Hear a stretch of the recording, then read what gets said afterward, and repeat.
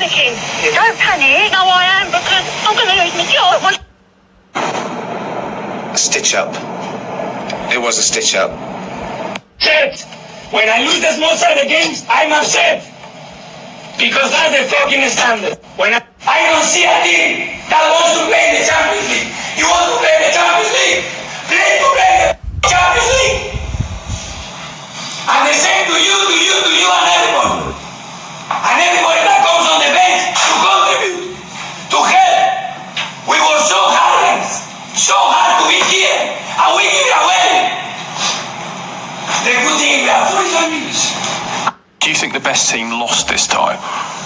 I think so, yeah. Especially for 160 minutes. I'm saying that, and they are saying that because they just told me that.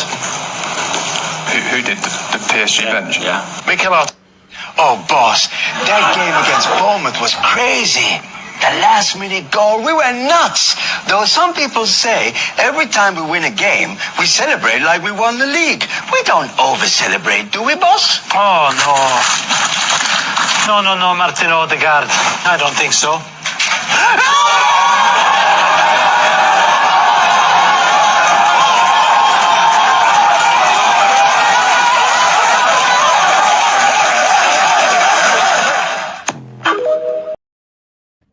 Welcome back. We are back. Did you make that? Pardon? Did you make that video? No, I didn't make that. Brilliant. It's absolutely brilliant. Nah, I just put the clips were already obviously made. I just put them together in sequence. I wish we was the champions. I'll tell you that now. Don't hold your breath, mate. Don't hold your breath. Listen, back with the excellent panel. All for nothing Arsenal. Big up to everyone that's locked in. You already know what time it is. And we're going to catch up. Let's introduce the panel. Then we're going to just have a great conversation about Arsenal. It's been a while since I've spoken to the whole panel. Let's start with Jess. Jess, how's holiday? I'm good, mate. I'll be honest, I'm looking forward to going home now. I've had enough of France. Fair. It's been great. It has been great. But there comes a point in time where I'm yeah, it's maybe a silly comment, but I'm getting a bit homesick. You know, I just want to go home now. And so I think once the girls go home and the grandkids next week, I think we're going to head home. To be honest, I think time is time. And yeah, but apart from that, mate, all good. All good. Good. Nah, man. Listen, at least you got the option to stay out there that long. Trust me. Me in Madrid, I would have loved to do 2 months. Trust me. But I don't know. I would have left. Yeah, I would have been in the streets because that was just too wild. I can't lie. I would have been bankrupt. But big up to Jez every single time. Enjoying life. You know what I mean? Enjoying life. That's what it's about. Enjoying life. Normski, what you saying, bro? Man. All good, bro. It's all good watching you in Madrid. But yeah, man. You look like you guys had a great time out there. I see you going around the burner bar. You must have had a great time around there, man. Bro, you're Spanish, man, bro, and Portuguese and Colombian, everything, man. You are the man. You are the man. You know what I mean? Anybody needs, my man is the interpreter. Yeah, yeah. So if Arteta's chatting in the, you understand, my man will be able to tell you what he's saying. But big up to the panel, big up to Jez, big up to Shane. Big up to the world-class chat, man. It's all been good. It's all been good. Just watching the transfer window. We've got our man. You know, some people refuse to do it. I'm going to do it. I won't do it. I don't care. Too old. Big up Norski, man. No, good. Big up, man. Big up every single time, man. Come on, man. Big up every single time. I appreciate your time, man. No problem. And Shane, what are you telling me? Long time as well. I ain't spoken to you, man. How you been, bro? Yeah, all good, man. All good. Can't complain. All this talk of holidays is just reminding me that I missed mine this year. I was meant to go to Germany a few weeks ago. My mother-in-law went and broke out her fucking ankle, so we couldn't go. My missus had to go up to Spain to her. I meant to go over to a wedding, and now I'm going into your man tomorrow, whose wedding it was. He's back. So I have to drop him in like a couple of £100 for a wedding present, and I still didn't even get to fucking go. You know what I mean? So it's a double whammy. Lost out on the hotel, lost out on everything. But mother-in-laws, what are you going to do? What are you going to do? But now, look, you know, she's over now. She's back over in Ireland, and she's in hospital over here, so she's being looked after. And my missus is still having to drive in and out her and stuff like that. She was going to go to bed early tonight, but I told her I was on at Northside, so she said she'd stay up and watch that stream. And I think my missus has a thing for you, mate. I think my missus has a thing for you.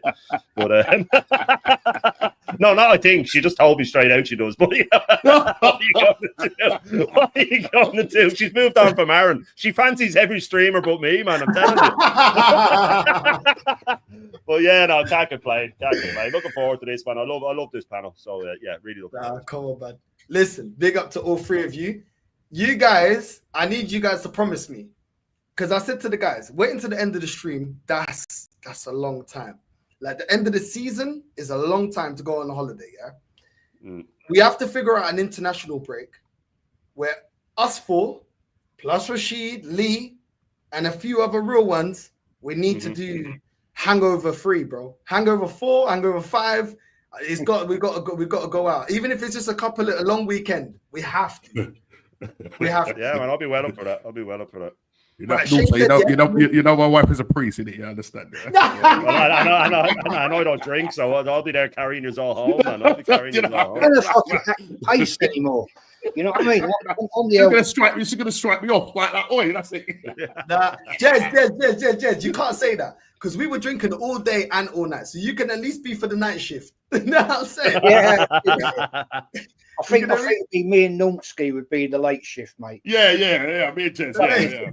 Me and Nulski coming in as the subs. You know what I mean? I'll be the designated driver. No, we've got to, man. All right, cool. Is that 3 S's? Yeah. I'll do it, yeah. I'll be well up for it, man. I'll be well up for it. I'm not about clubbing, no. I'm not into that. I'll have to. I'll give it a bit, man. I'll give it a bit. Yeah, we're big men. We'll just go to a museum or something like that. I'd say you've got a few moves in you, Normski. Come on, man. I'd say you've got a few moves in you. I think me and Nulski would probably kick that one into touch. We just go down the bar and sit there and see you boys later. but that's what we was doing during the day, Jez. There you go. That's all right. I can do that all day. I'll just sit there, chill. You know what I mean? Give me a nice bottle of wine, right, or 4, and I'll be fine. You know what I'm saying? Me and Nulski, we sit there having a bit of tapas and all that, and chilling out, and then we'll be cool. You know, we'll be eyeing up all the crumpet and going, and everything, or it would be what was Lee's term? Market opportunity. It's all that, wasn't it? Market opportunity. Yeah, I can live with that one. You know what I mean? Nah, I hear that, man. All right, cool. So Jez just needs bottles of wine during the day. Yeah, Shane, what do you need? I don't drink anymore. I had to knock it on the head like 6 years ago or so. But I still can have a good time, man. I still can have a good time. He's still coming. Designated driver. I'll be the designated driver. All right, cool. So we just need some good food for Shane. That'll cool. Do, man. Good food. Yeah. Good food for me. What's your requirement? Good food for me as well. Is that because the wife's watching? Is that good food for me, bro? Good food. Well, bro. All right, cool. That's all possible. Because we're thinking about Seville. We're thinking about Sevilla. You know what I mean? So I've been there. Lovely place. I've never been there. Yeah. Nice, yeah? Oh, stunning place to go. Stunning. Went there for about 4 days, man. What a lovely place to go. I mean, if I look, this is going to sound stupid, right? Coming from the elder statesman, as I am, I'm not into architecture, but it is stunning, right? I know nothing about architecture. I'm not that way inclined, but it is a beautiful, beautiful, beautiful. Some of the squares they've got, you can just sit there, and you've got lovely bars, and you've got restaurants and everything. It's wonderful, and very nice people actually. When I went, now I'm going back 10 years, but me and the missus had a great time there. Fantastic time. Right. I'm going to hold on to this. The last time I went to Spain, gosh, whoa, must have been. Jesus. Oh, it must have been like early 90s. We went to I'm trying to remember the place we went to. We went to Madrid. We stayed in the hills. It was like a load of us. It was like young folks went out there and whatever. So it was a long time ago. So, bro, that was the last time I went to Spain. I'm sure of it. Yeah, I'm trying to remember the place where I stayed. Alicante. I think it was Alicante. Around there. I think it was staying around there, somewhere like that. Alicante, yeah? Yeah. Nah, listen, all three of you said yes, you know. I'm holding all three of you accountable. You all said yes, you know. I just said dinner. No, but you're there. Can't we do what you call it? What's it? What they call it again? I'm trying to think of the word. It'll come to me in a minute. I'll think of the word. It'll come to me in a minute. But yeah, we could do something. We could do something. Listen, whoever wants to go, listen. I'll be there, drinking in the daytime, drinking in the nighttime. Whoever wants to just do daytime shift, daytime shift. Whoever wants to do nighttime shift, nighttime shift. We just go with the flow. We just do all that. Don't worry, it's all about, man. That's what it's all about. I just swerve to clubbing things, not my scene. You know what I mean? You get the right group of people, and it's a laugh, man. You know what I mean? Yeah. Northside and them man can do the clubbing thing. Yeah, come on. We'll tuck them in bed, make sure they're okay. I mean, yes, we just tuck them in bed. Shane, remember, Shane is a chef. Yeah, so, there you go. Yeah. He's a chef. 20 years experience, man. Normski, Shane, and I as well. We'll be picking you boys up off the pavement, right? Right, as you fall out the clubs, and then we'll just get you home and then tuck you into bed, right? And then say night, babies, and we'll carry on. Yeah, fact. Then I'll be getting up like a spring chicken while you're all dying, man. I tell you what, only because people were a little bit iffy, is why we didn't. Because the first place that Lee found was outside of Madrid, but it had a pool. You know what I mean? It had all of that. So we'll make sure we get a place like that. We'll book it early. So you know what I mean? So you guys, you don't want to go out, but you got the pool, you've got the barbecue, you got the drinks, you got, you know what I mean? Whatever you want to drink, you got the food, you got everything good. So everyone's having a great time. Am I selling it? I'll still go out, man. I'll give you a run for your money in the club. So don't you worry, man. Don't you worry. Us Irish people can move when we want to. It's a myth that we can't. I've got them all in there, man. I can give it all of that shit, man. I'll be giving every bit of it. Don't need the booze to do it. with these looks, man. You know what I mean? Don't need to. When are you planning this in Northside next year? Yeah. Do you know what it is? Yeah. I'll see all the international breaks for next season, and then we can all agree to an international break that we can say, all right. The best way to do it. Put up a poll thing when people are suited the most, and then go by the majority. Yeah, and that's it. The majority vote gets the majority vote, and then we just. I'll give the missus enough notice to let her know. You know what I mean? So just that's what you do. You might be better off springing it on her right before you go. It kind of soaks up in her, you know what I mean? Her psyche. There you go. So she's all ready for it, you know what I mean? We got a knock for Normski. Back in the day, you had to knock for someone. Can Normski come out? Please. You still have to do that for him, Nork. You still have to do that for Norms. Can Nork come out and play? Can he come out and play? Can Nork come out and play? Norm's looking out the top window all sad. Sorry, lads. I can't come out. She won't let me come out, lads. Watching us playing football down the street. Do you know what? Yeah, I'm sure we can sort something out. I'm sure we can sort something out. Nah, listen. Listen. You know what I mean? I make sure the deal goes through. A done deal's not a complete. Set the group up, Norm. Set the group, or North. Set the group up set up a holiday group and cool. Put up we'll work from there. Let's do that. Let's do that. But now, man, do you know what? Yeah, what's the nicest thing is everyone just let everyone do what they wanted to do. Some people wanted to go breakfast, didn't. Some others didn't want to. Others wanted to go for dinner. Others like, nah, I want to chill. I'm good. You know what I mean? I'm relaxing. Just want to have a cigarette and chill. And that's what it's about, man. Being on holiday. That's what I like. Boys' holidays. It's not like women. Yeah, there's no women saying you have to do this and you have to do this now, and everybody has to do this. It's like, nah, I don't want to do that. It's like, all right, cool. We'll link up with you. Oh, you free now? Yeah, we've done what we've done. There's 2 hours. Oh, okay, let's link up. All right, cool. Let's go for drinks, bro. You three have to come to the next one. Have to. And now I am going to. What is that? Is that a big 16? Is it a big 16 we're doing? Is that level? Who's the video? I could be the videographer. You know what I mean? I could be the man that's shooting all the things. And I can't edit though. I can't edit. I'll tell you that. I can't edit. No, we have to, man. We have to. But listen, let's get into some football chat. Actually, do you know what? Let's just, whoever wants to go and talk, and then we'll let each other go. And I'm not going to say one by one. Let's have a conversation, man. What do you guys think about Gyökeres? Happy? Yeah, I'm relieved. I'm relieved we got him over the line. Not gonna lie. Was watching him in the training session.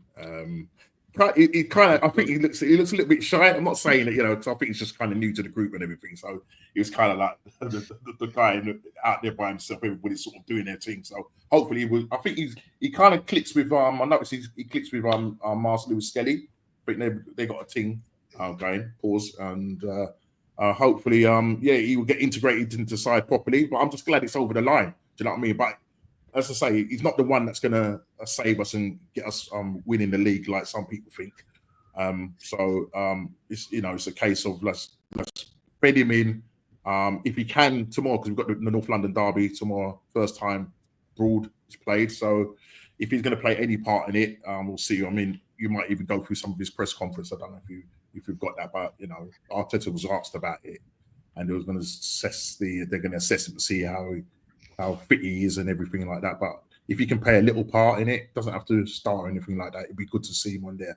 But he's a unit though, guys. I tell you, he is a proper unit, bro. When I saw him standing next to Arteta, and I can see, as you're saying, Shane, I can see later on down the road, if my Arteta doesn't play to his strengths, man, I can see him holding up. I can see a Tony Adams, gripping him up and getting him against the walls.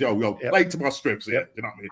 I like the fact that he said, when they introduce them, they open up the box and there's a letter in it, and obviously that letter came from Odegaard, and he made a point of it by saying the second time after he put the letter away, he said, "I want some assists." So he thrives on assists. Odegaard, please do it, bro. No scoop shots. One time, play that ball, play it through the lines, get this guy scoring goals. You know what I mean? So I'm just glad it's over, but we still need to do more. And when I say do more, I'm talking about a left back. I still think we need a left back, and I still think we need a left-sided left winger. And obviously, whether we get Eze or not, I don't know, because we need to sell players. So we've still got a way to go. It looks like Arteta is saying that we're still going to be doing more in the market, but we'll have to just watch this space. You know what I mean? You see, my thing on this, Norms, that what bothers me about we need more. We all know we need more, but I'm just flabbergasted that we have 6 new signings and need more. How has it gotten to this point? How has it gotten to this point? And nobody's questioning him on it. And the thing is, with him saying we need more, that makes part of me think that he might have been told we're not getting more. So he is doing the thing like he did in January where he says, I need a striker. So the top gooners are ready to defend him. So if things go wrong, they'll say, well, didn't he say he needed more? But for me, Gyökeres is the one we wanted. But there's always the background of, but Arteta's his manager. You know what I mean? So I was saying that on Dan's in the chat today, there's no universe that exists where, number one, Arteta changes his tactics to suit this guy. That's not going to happen, right? And there's no way that he drops Odegaard even if we get Eze. So all this talk of we've got our striker now, all we need is Eze. People don't seem to realise that, number one, we won't change our tactics to suit him. And number two, Eze will play out the left if we get him, right? So this idea, the signings I want, like Gyökeres and Eze, I don't want Eze for the left wing, but I'd still prefer him than what we have. And I'd also want him, so if Arteta does get sacked, that a new manager comes in, he goes, right, well, I have Eze and Gyökeres, you two are going to combine. Now you're going to play behind him and you're going to set him up. But there was even a vote done on Dan's about who thinks Havertz will start the first game. And when I last saw it, it was pretty split. But that's how people know this manager, that Havertz will start up front again. I think he will. I think he'll start up front. He won't be able to hold Gyökeres off for good. But there was other footage from the training. There was other footage from the training session, right? And they were just crossing the ball to him. They're crossing the ball to him because we all know that the one thing Gyökeres can't do is head the ball. And we all know that Arteta will try to make him score headers so he can go, look what I did. I improved this game. I made him a better player. But the thing with Gyökeres is he always plays with 2 number 10s for Sporting. And then 2 midfielders behind that, and all 4 can play the ball through. He needs he doesn't get it. He doesn't get service from the wing. That's not how he works. He needs a true ball and he needs to turn the defender. And I can just envision him making runs, and Odegaard takes an extra 2 touches, and then he's offside. He has to come back again, go again, offside again, and I can just see him getting really annoyed.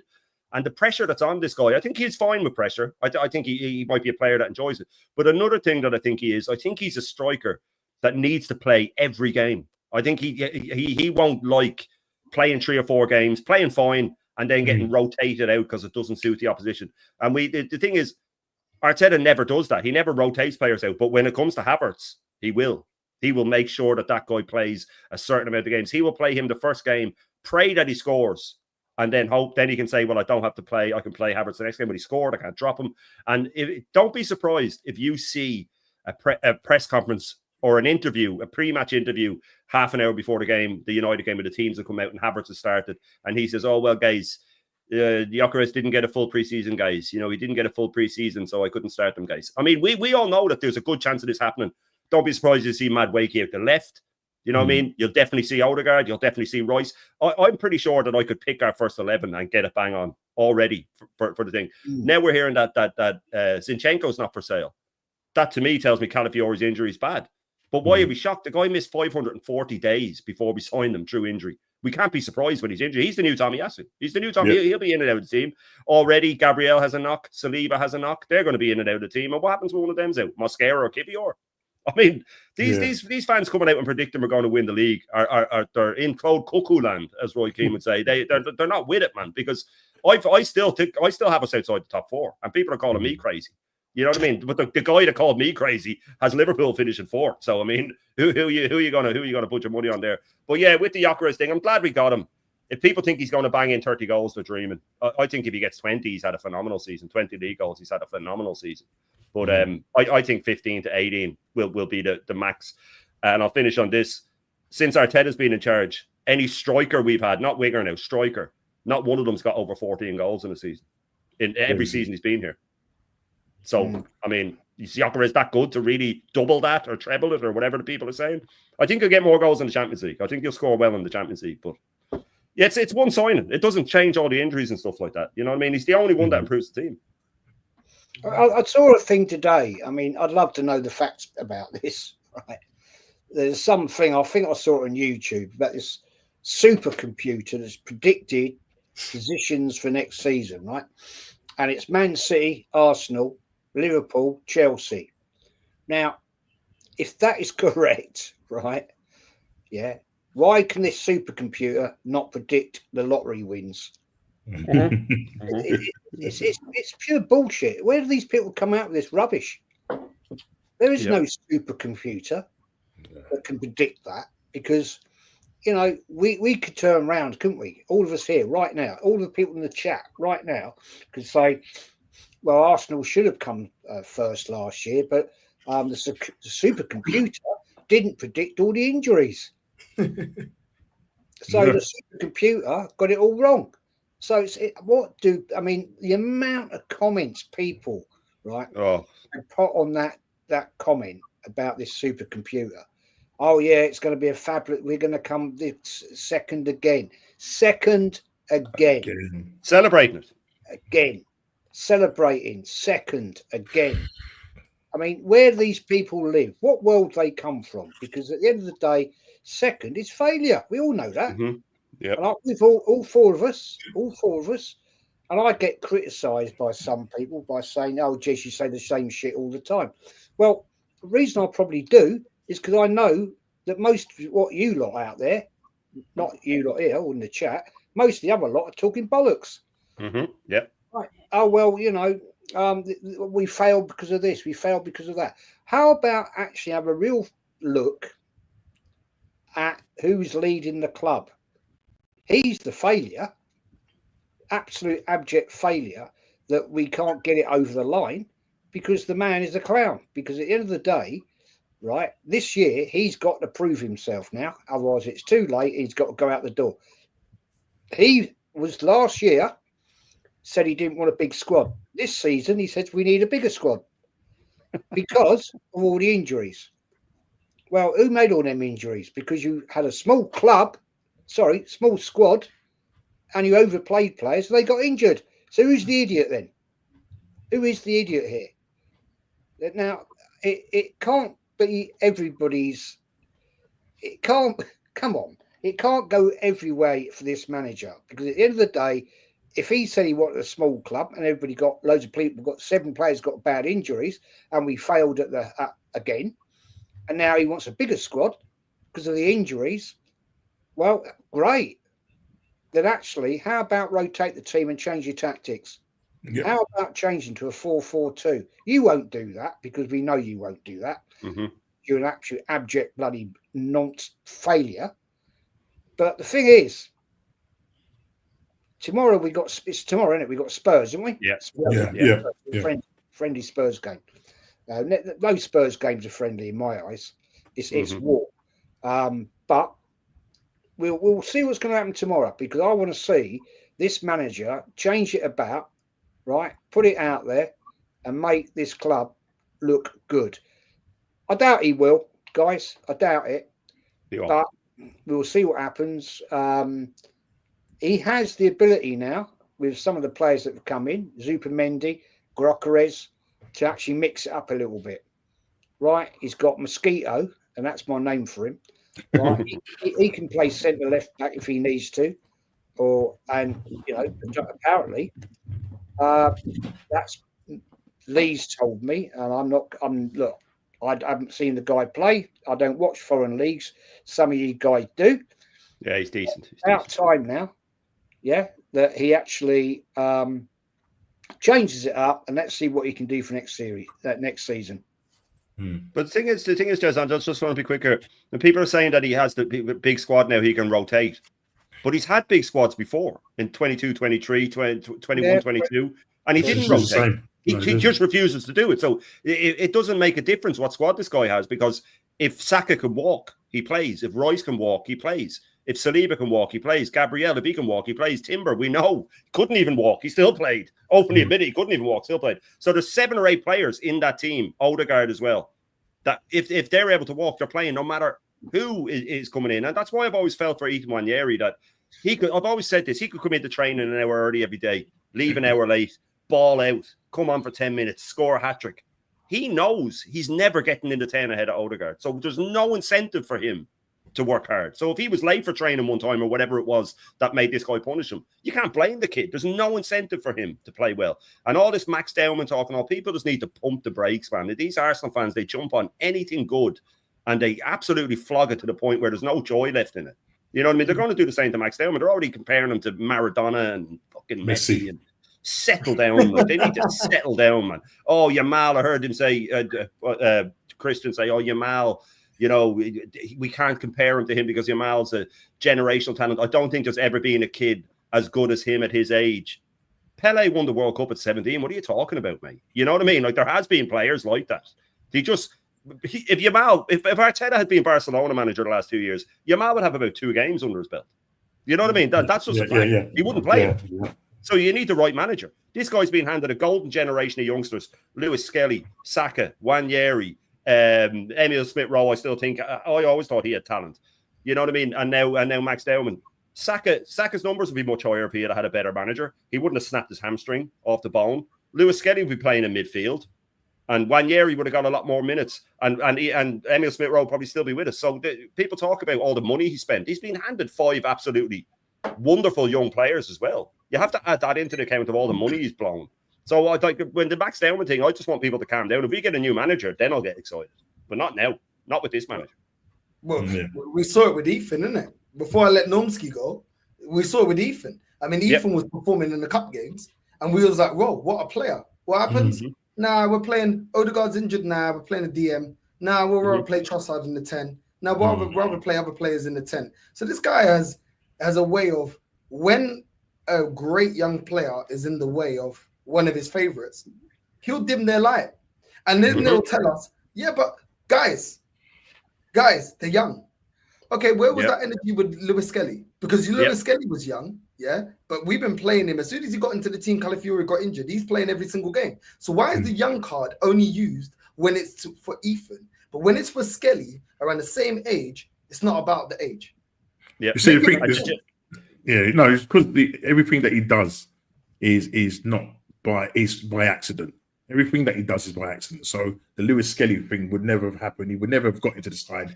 Yeah, he was never figured in there. And his only way, he actually come out and said it himself. That the only way he could come in was that left back. That's because he had injury to now Calafiori now has got another injury, apparently Walter on the knee or something like that, and he's going to be out for a little while. But give that about 2 months then.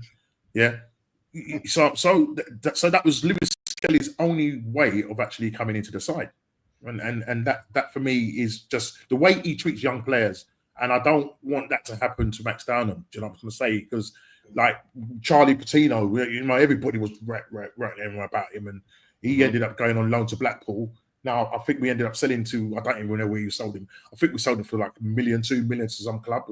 He's just gone into obscurity, and we don't want him to do the same thing. I felt sorry for Ethan last season, towards the end of last season, the way he treated this guy.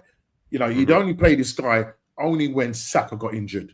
We was calling for him to come in, right, and play when Odegaard was out, but he refused to do it. He'd rather bring Sterling in, or I just said bring in a defensive. I'm just thinking, what is this guy doing? What is he doing? And the whole thing of having a large squad is to utilize that large squad. That's why we're in the situation that we're in, where I've said it on Shane's show, where, you know, we're going to go into this season and come around Christmas time when the games are coming thick and fast. We're playing loads of Champions League games. We're in pre-season and Gabriel's been left out. We're in pre-season and Gabriel's been left out of the side. Yeah, California's been left out of the side. So what do you expect when the game is going to be played at a much higher intensity? You know what I mean? And that's why I'm saying, let's look at the whole thing, the bigger picture. Don't just sort of compartmentalize things. Do you know what I mean? And say that we're going to win the league. You've got to look at everything and say, look, these guys have come back from difficult injuries. And the problem is, then the likelihood is that they're going to pick up more injuries as the season goes on. So, you know what I mean? They don't want to hear it, though, Norms. That's what they do. Sorry, Jazz, where you go? No, sorry, mate, to interrupt. Beg your pardon. Normski, that's a great point you just made there, my friend. Do you think it'll be the same boring football this season as the last season? Because with the players he's brought in, I'm expecting, or hoping at least, we'll be playing with a lot more intensity, playing at a faster pace, because I'm fed up with watching the sideways backwards, which predominantly comes from our captain in midfield. Personally, for me, he's not a good enough captain, but hey, we'll see what happens here. But to me, if you're going to win a league, right, and it's proven, the facts are out there, right? We threw away an 8-point lead, Man City overtook and won, right? We then fell apart the next time because we didn't actually have the intensity to take teams apart. We throw away games. Last season, in the lead, end up in draws because we sit back, go 1-0 up, let's sit back. This is not the George Graham team. Look, you know, I'm not saying George Graham's football was pretty. It wasn't great to watch, I'll admit that. But they won stuff because what they did, they had a proper defence. We ain't got that sort of defence now. The game has changed, right? The game of football has changed. But what this manager does, he seems to have this great belief that he can go 1-0 up, 2-0 up against Liverpool away. If we all remember that one, Xhaka did Xhaka shit. Up 2-2. So I'm expecting this season, big up Lee Gunner, to actually see a much more intensive game, more expansive game, if that's the right term, to actually get this team over the line. Because if he doesn't, guys, and we capitulate, we know we're going to capitulate in the FA Cup. We know that. He's going to do that. Of course he will. He doesn't respect the FA Cup, even though it's the only thing he's fucking won. Excuse my French. But at the end of the day, he couldn't get it over the line last year in the League Cup. We failed in the Champions League, which he went for. Fair play. He went for it, but we weren't good enough. This season, gentlemen, he's got to win big. But the thing is... Oh, sorry, Jez. Oh, go on, mate. No, it's just a point you made there that I just wanted to get onto is what you said about him locking up. And I've said this before. He does it against whatever team we're playing. So if we're at home to Ipswich, like we were last season, the worst game I think I've ever seen Arsenal play, was horrendous. And we didn't break them down for about an hour. We're popping the ball outside the box. They didn't have a shot. We knew that Ipswich are going to come, lock up, 11 men behind the ball.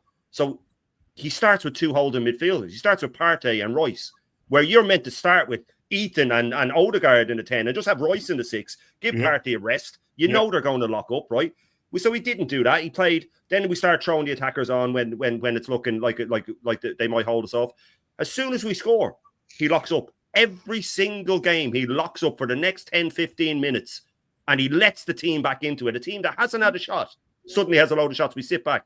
So he never learns from his mistakes. And the thing that Norsky touched on as well, that, you know, the way the top gooners will move the goalposts to suit the narrative. And Nor touched on it as well with how come it's okay for Lewis Skelly to play and they don't use the kid card on him, but they use that on Ethan. They also word it differently, right? So Igal and the likes will say, what are you saying? When you say Ethan should have got a load more minutes, this guy doesn't trust you. What are you saying? He played 32 games. And you go, the way you word it sounds a lot more. About 28 of them were coming on for 5 minutes, mate. You know what I mean? But they word it like, oh, well, you want to know something? He played 32 games. And you go, well, that's not the point, man. You know what I mean? Why? So if you're having to sit at home and think of a way to word it to protect them, part of you must know that you're thinking of a way to word it to protect them. Part of you must know that you're manipulating things. And the thing with Lewis Skelly is, he's a top player. You could put him anywhere apart from, say, centre-back or in goals. I think he'd do a job. He's that good, right? But he started to get found out last season at left-back. He's not a left-back. And when this manager's making him invert, he's getting caught out all the time. And now he's going to give away a penalty against United, say, on the first day. The pressure starts on. The press are already out for him. You know what I mean? So he is not a left-back. He's going to get found out. He got found out against PSG. He got found out against Liverpool. And he'll keep getting found out. But the problem is, it's not his fault. And people say, no, we need to sign a Morgan Rogers. We have one. The only problem is we're playing him at left back. Exactly. And even with that, even with all the money spent and the fact that we had 5 left backs last season, we're going into this season with 2 midfielders as our left backs and a croc Calafiori who's a centre back. And if we get Eze then and he starts inverting, as he will if he's playing out the left, he'll naturally come right into the middle. And Views has pointed this out. And then you have Lewis Skelly coming into the middle. Every team will just knock it over to our left. We're going to get overwhelmed. And we look at, like you said, Norms, the way they dress it up, we're going to win the league. Look at this first team. They keep putting up the first team. Okay, well, Gabriel is going to be 6 months out with a grade 3 hamstring. He's already picking up knocks. First game of the season, he could have to turn. He could be out again. He's going to be in and out of the team. Saliba had injuries. He's going to be in and out of the team. Timber was playing injured. He's going to be in and out of the team. Same with Ben White. Lewis Skelly's not even a left back. Zubamendi's not used to the league. Rice is due a long-term injury. Odegaard is meant to have had an operation. They don't look at the whole picture. They don't look at the wages. They don't look at anything like that. They don't want to hear it. They just put their fingers in their ears. And then they call you negative for pointing it out. But these are just all facts. How can they not see this stuff coming? And then when it does, they'll cry wolf and say, oh, well, you know, it's unlucky that we got injuries. The refs are against us. I've already heard that. Oh, well, now that we've got Gyökeres, now we need Eze. It was if we get Gyökeres, we'll win the league. Now it's if we get Eze, we'll win the league. And if we get Eze, they'll say, now if we get Rodrigo, we'll win the league. They'll just keep leaving excuses out there. And it's getting tiring at this point. It's getting tiring. You know what I mean? But what happened to the Arsenal that had standards? It's all gone. It's all dead and buried, man. And it does my head in. It really does my head in, man. Yeah, no, I just say, just going back to what Jez's saying about whether Arteta will continue to do what he did last season. The sad thing about it is, yes, he will.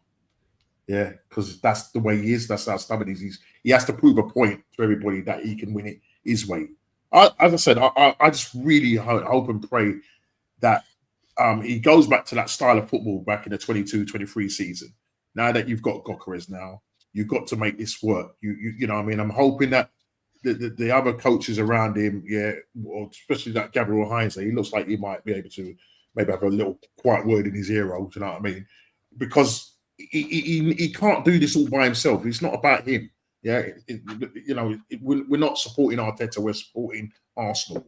And you have to do everything that's good for Arsenal, not for yourself. And at the moment, he's jeopardizing the way we're playing. We're going into games where we're dropping, 21 points from winning positions. 21 points from winning positions. 14 draws, guys. I mean, that's just ridiculous. Yeah?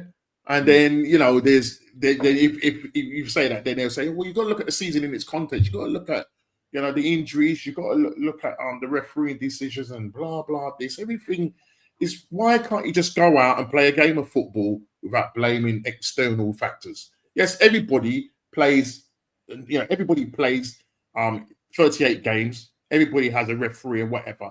You just want to highlight that because you just want to protect the manager. And that's all it is. It's just you going out there and protecting the manager and just, Arteta coming and saying, give me some hope. Here's some hope, guys. I've got some hope here. Yeah. The dope or the hope dealer. That's what he is.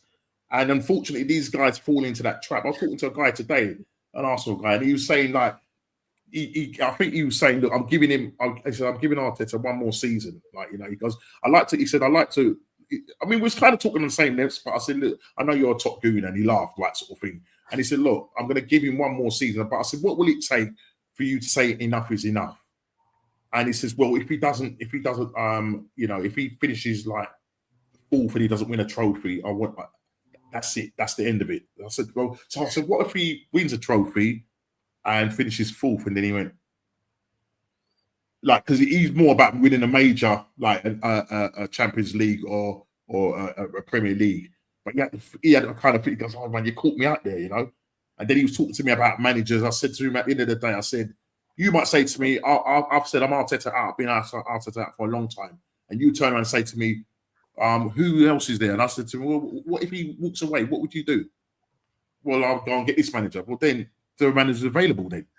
You can't just say who would you get. And then when I say if he walks away, their manager's available. So, you know, I think 15.6 million a year, every manager's available. Exactly. Anybody, this is what I'm saying. I mean, at one point, Inzaghi and Enrique were on less money than him combined. Combined, yeah.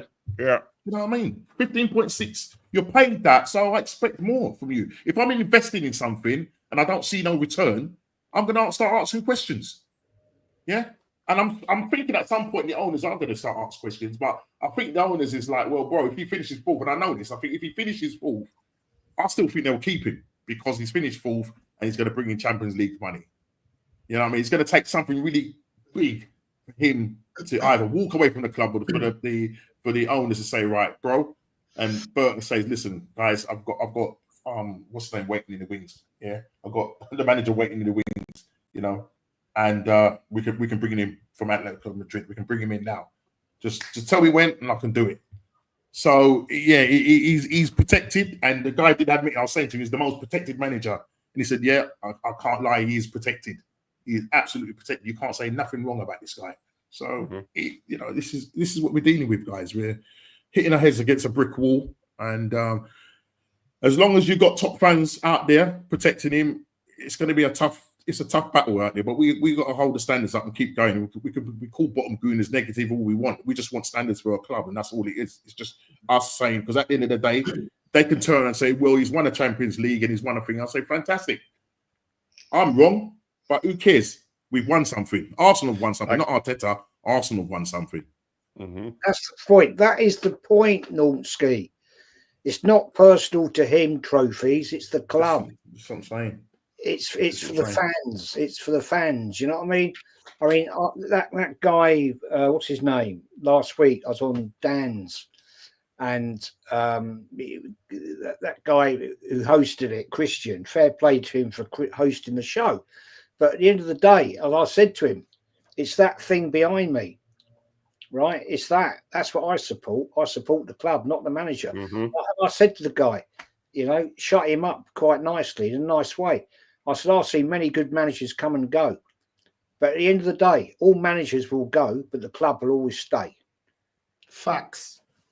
And then that is what I don't understand about modern day fans. They're supporting Arteta. He will go one day. At some point, he will leave the club. And that is what you now got to support, which is right behind me. Yeah, that's what you support. You don't support managers. We've had some great managers. We've had some bloody shit managers. And this, sorry to say it, gentlemen, but in my lifetime of supporting this club, which is a bloody long time, this manager is the worst. He's worse than Terry Neal. People say, how can you say he's worse than Terry Neal? Well, Terry Neal got to 4 consecutive cup finals. On a shoestring budget as well. On a shoestring budget. But the support is from the club. Yeah, people say to support the manager. The club support the manager by his wages. The club support the manager by getting his transfers or the players that he wants to spend. They support the manager. We support the club. Their manager is what they believe in. We believe in the club and the greatness of the club. That is absolute facts from you, Jez. Absolute fact. But from all three of you. That's why I just let you lot talk. I didn't even interrupt for a while. Because I'm just like, you know what, yeah? This manager, yeah, he would have loved, yeah, the talent that we're getting in the attacking areas doesn't suit his agenda. His agenda is defense, defense, defense, defense, defense, defense, defense. We'll nick it on a 1-0. The best talent coming out of the academy right now, attacking players: Saka, Ethan, Dowman, Skelly. You're not playing Skelly in his best position, yeah? You're playing him as a fullback due to your failures of identifying a proper left back. That is why you're playing him there. Because his best position's in the midfield. But because you want to shoehorn Zubimendi, Moreno sometimes, man like Declan Rice, because you want to be playing 2 DMs all the time, you're sacrificing the best position for Lewis Skelly. Yeah. You don't want to play Ethan because you don't want to get it wrong with your boy Odegaard, even though Ethan's got a higher ceiling. He's got more talent. We can see it as fans. Dowman has more talent than Odegaard. These two players, youngsters, are producing what we've been begging for Odegaard to do for years. Only when we change the system do we see more of that from Odegaard.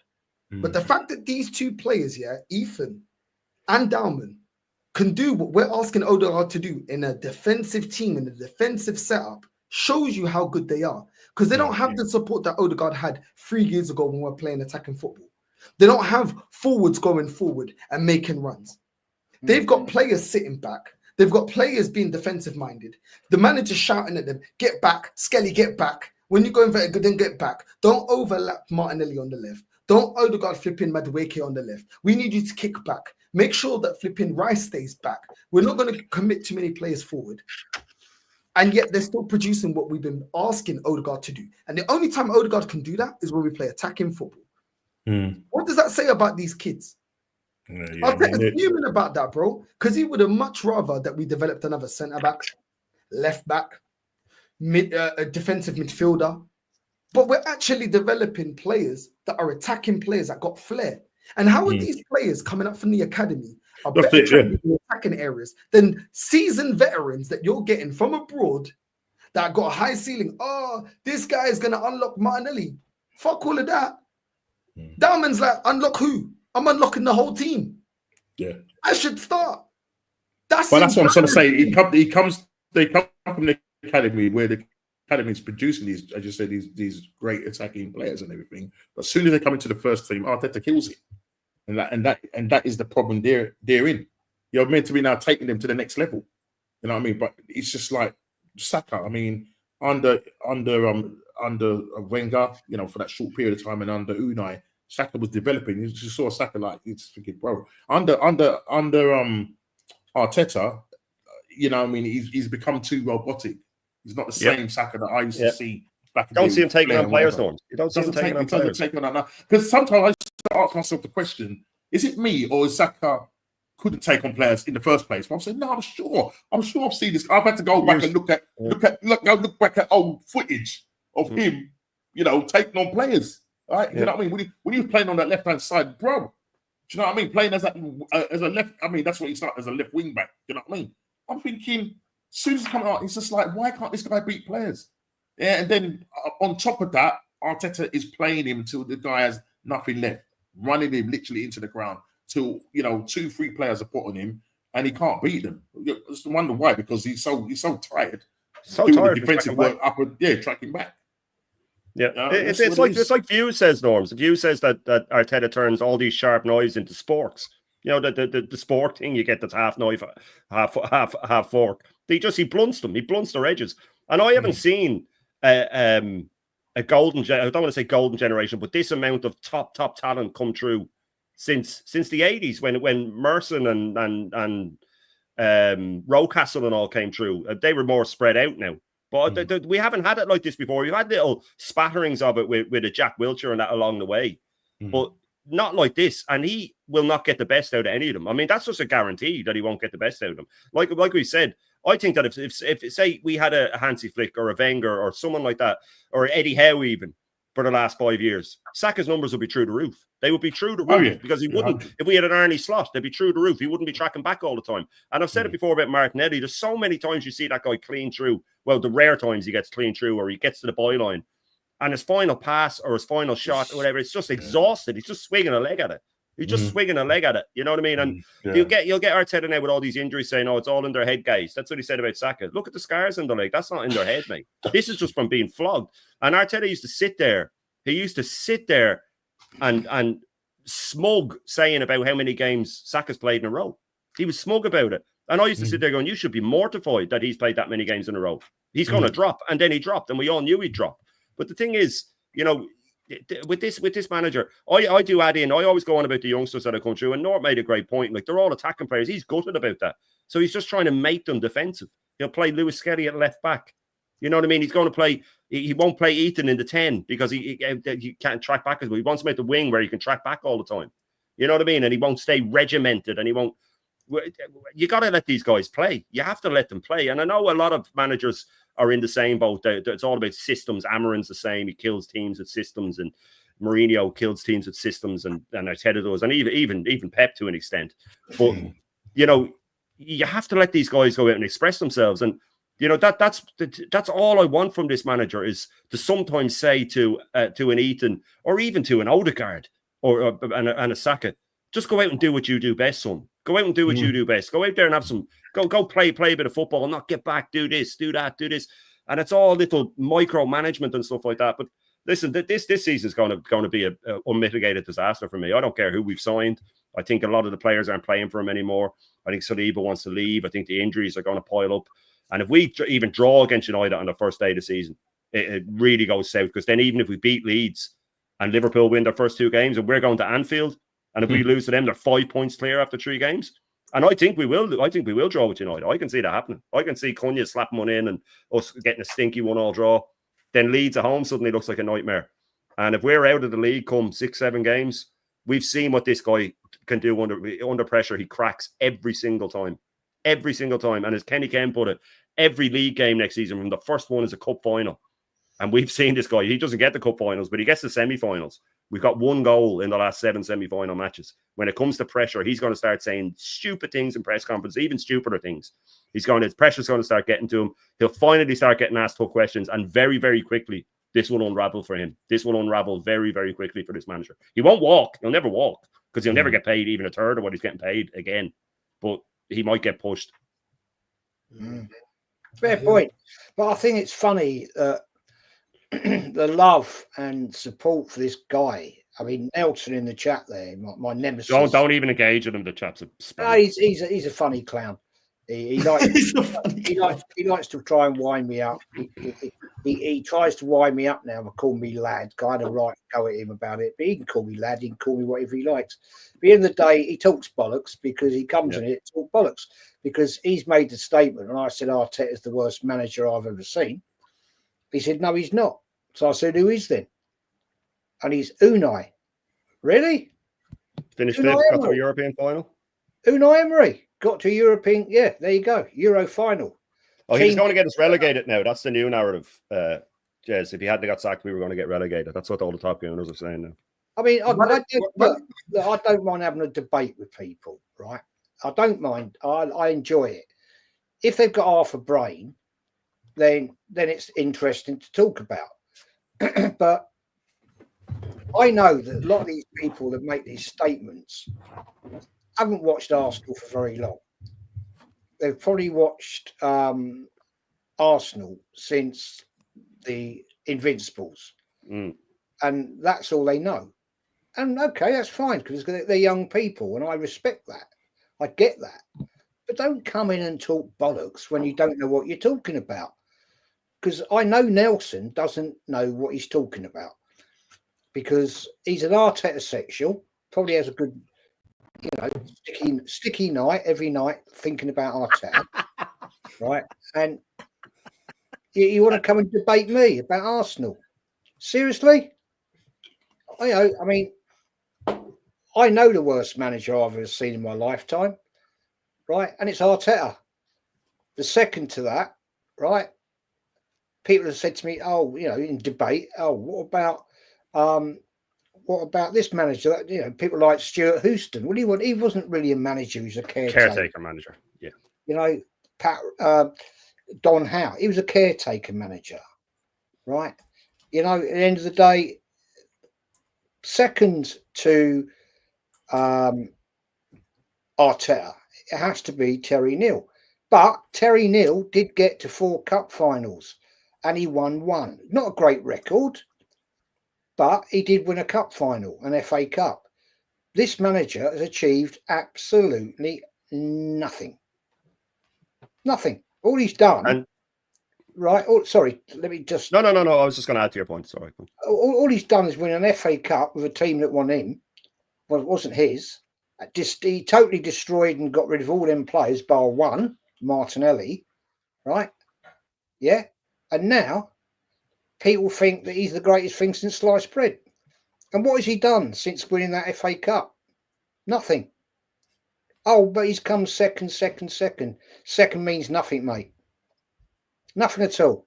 You ain't nobody. I'll tell you what, right now, right, in 10 years' time, nobody's going to remember who comes second 3 times on the bounce in the Premier League. Nope. Sorry, mate. Go on. Go on. No, I'll shut up now. No, North wanted to come in, I think. No, I was just going to say, yeah, and Jez, you've seen like all these players. I ain't seen all of these players in their prime, yeah? So the reason why all of us get annoyed when we're feeling like Dalman is not going to get the opportunity that he needs. We're not going to see Ethan get the opportunity that he needs. Some of our best players that we've ever had at this football club have been players that have come from the youth academy or been young players. Ray Parler has been one of those players. Liam Brady has been one of those players. David O'Leary has been one of those players. Paul Merson, Rocastle, Saka, Tony Adams, Martin Keown, Adams. Fabregas. Exactly. You've missed one. You've missed one. I'm saying Ashley Cole. You've missed one. Robin van Persie, according to Ego. We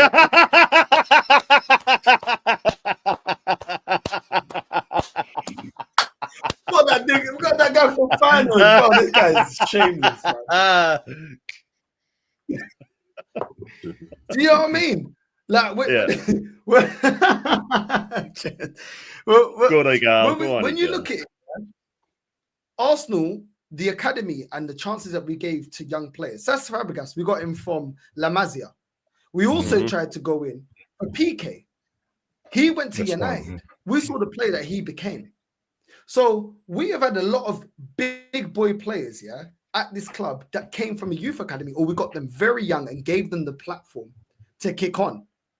Diaby, if it wasn't for injuries, he would have kicked on because when he was fit, he was a baller. He was unbelievable. Yeah. And people forget that because of the injuries. He was an absolute baller. When we got rid of Fabregas, we had flipping Alex Song. Alex Song was doing the defensive work and still contributing a lot of what Fabregas was doing. Wasn't as good going forward, but he contributed a lot going forward. We've had many players. When we got Adebayo, I didn't even know who he was. I didn't even know who he was. When we got Van Persie, I didn't even know who this guy was. And Van Persie had a lot of injuries at the start of his Arsenal career. His trajectory was very hit and miss. Keep getting temperament injured, as well. He was getting sent off and things. He had to get that out of him. Come on, bro. We saw it. But we gave the platform for players to prove themselves or not. Some of them didn't. We know this.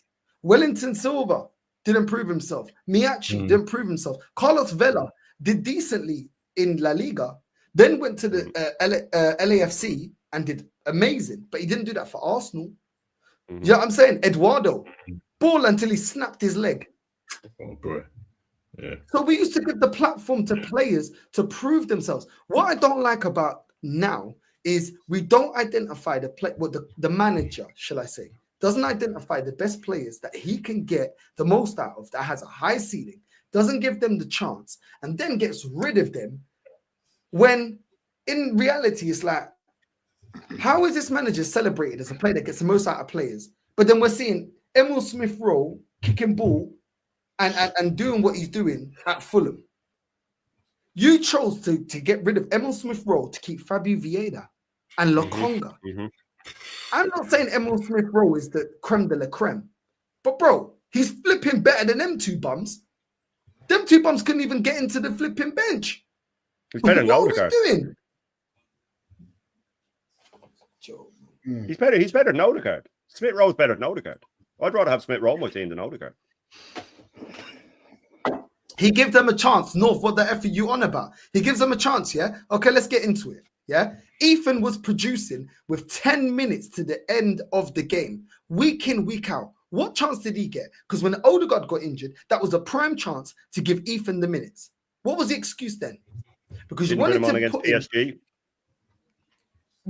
PSG. against Preston North End, yeah, you're giving him a chance.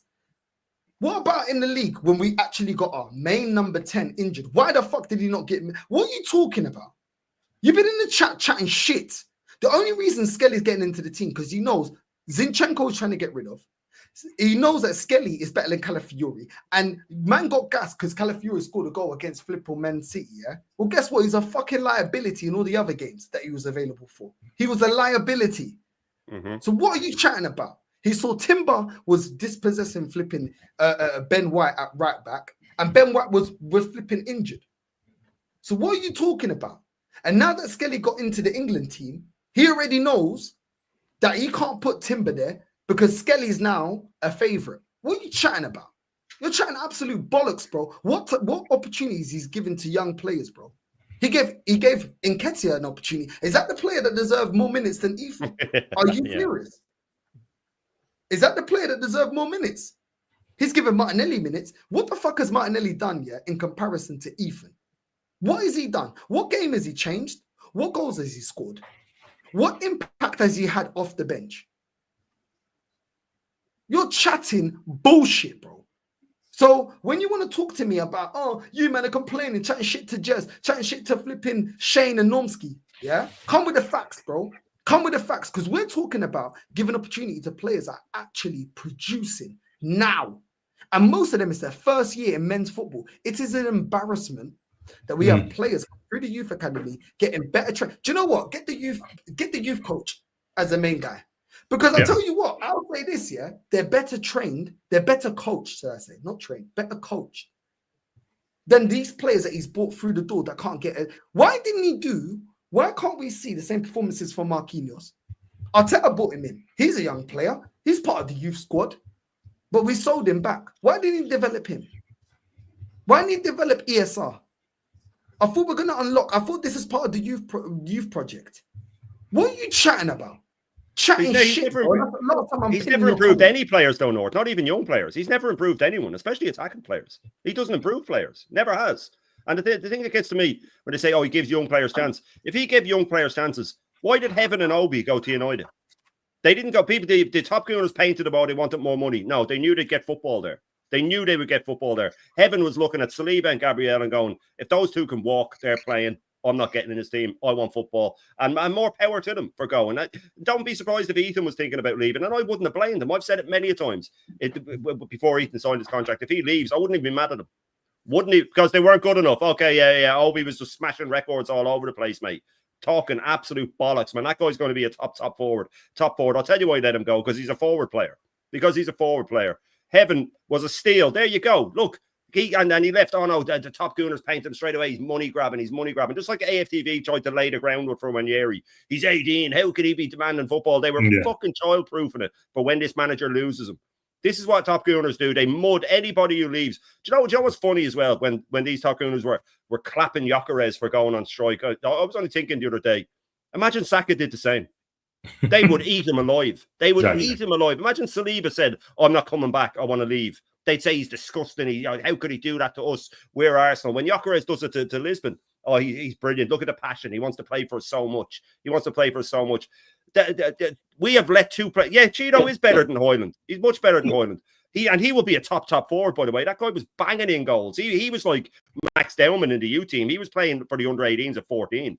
He didn't leave because of money. He left to get football because he knows this manager won't play him. And what really annoys me about him, and I've said this before, was when he took credit for Lewis Skelly.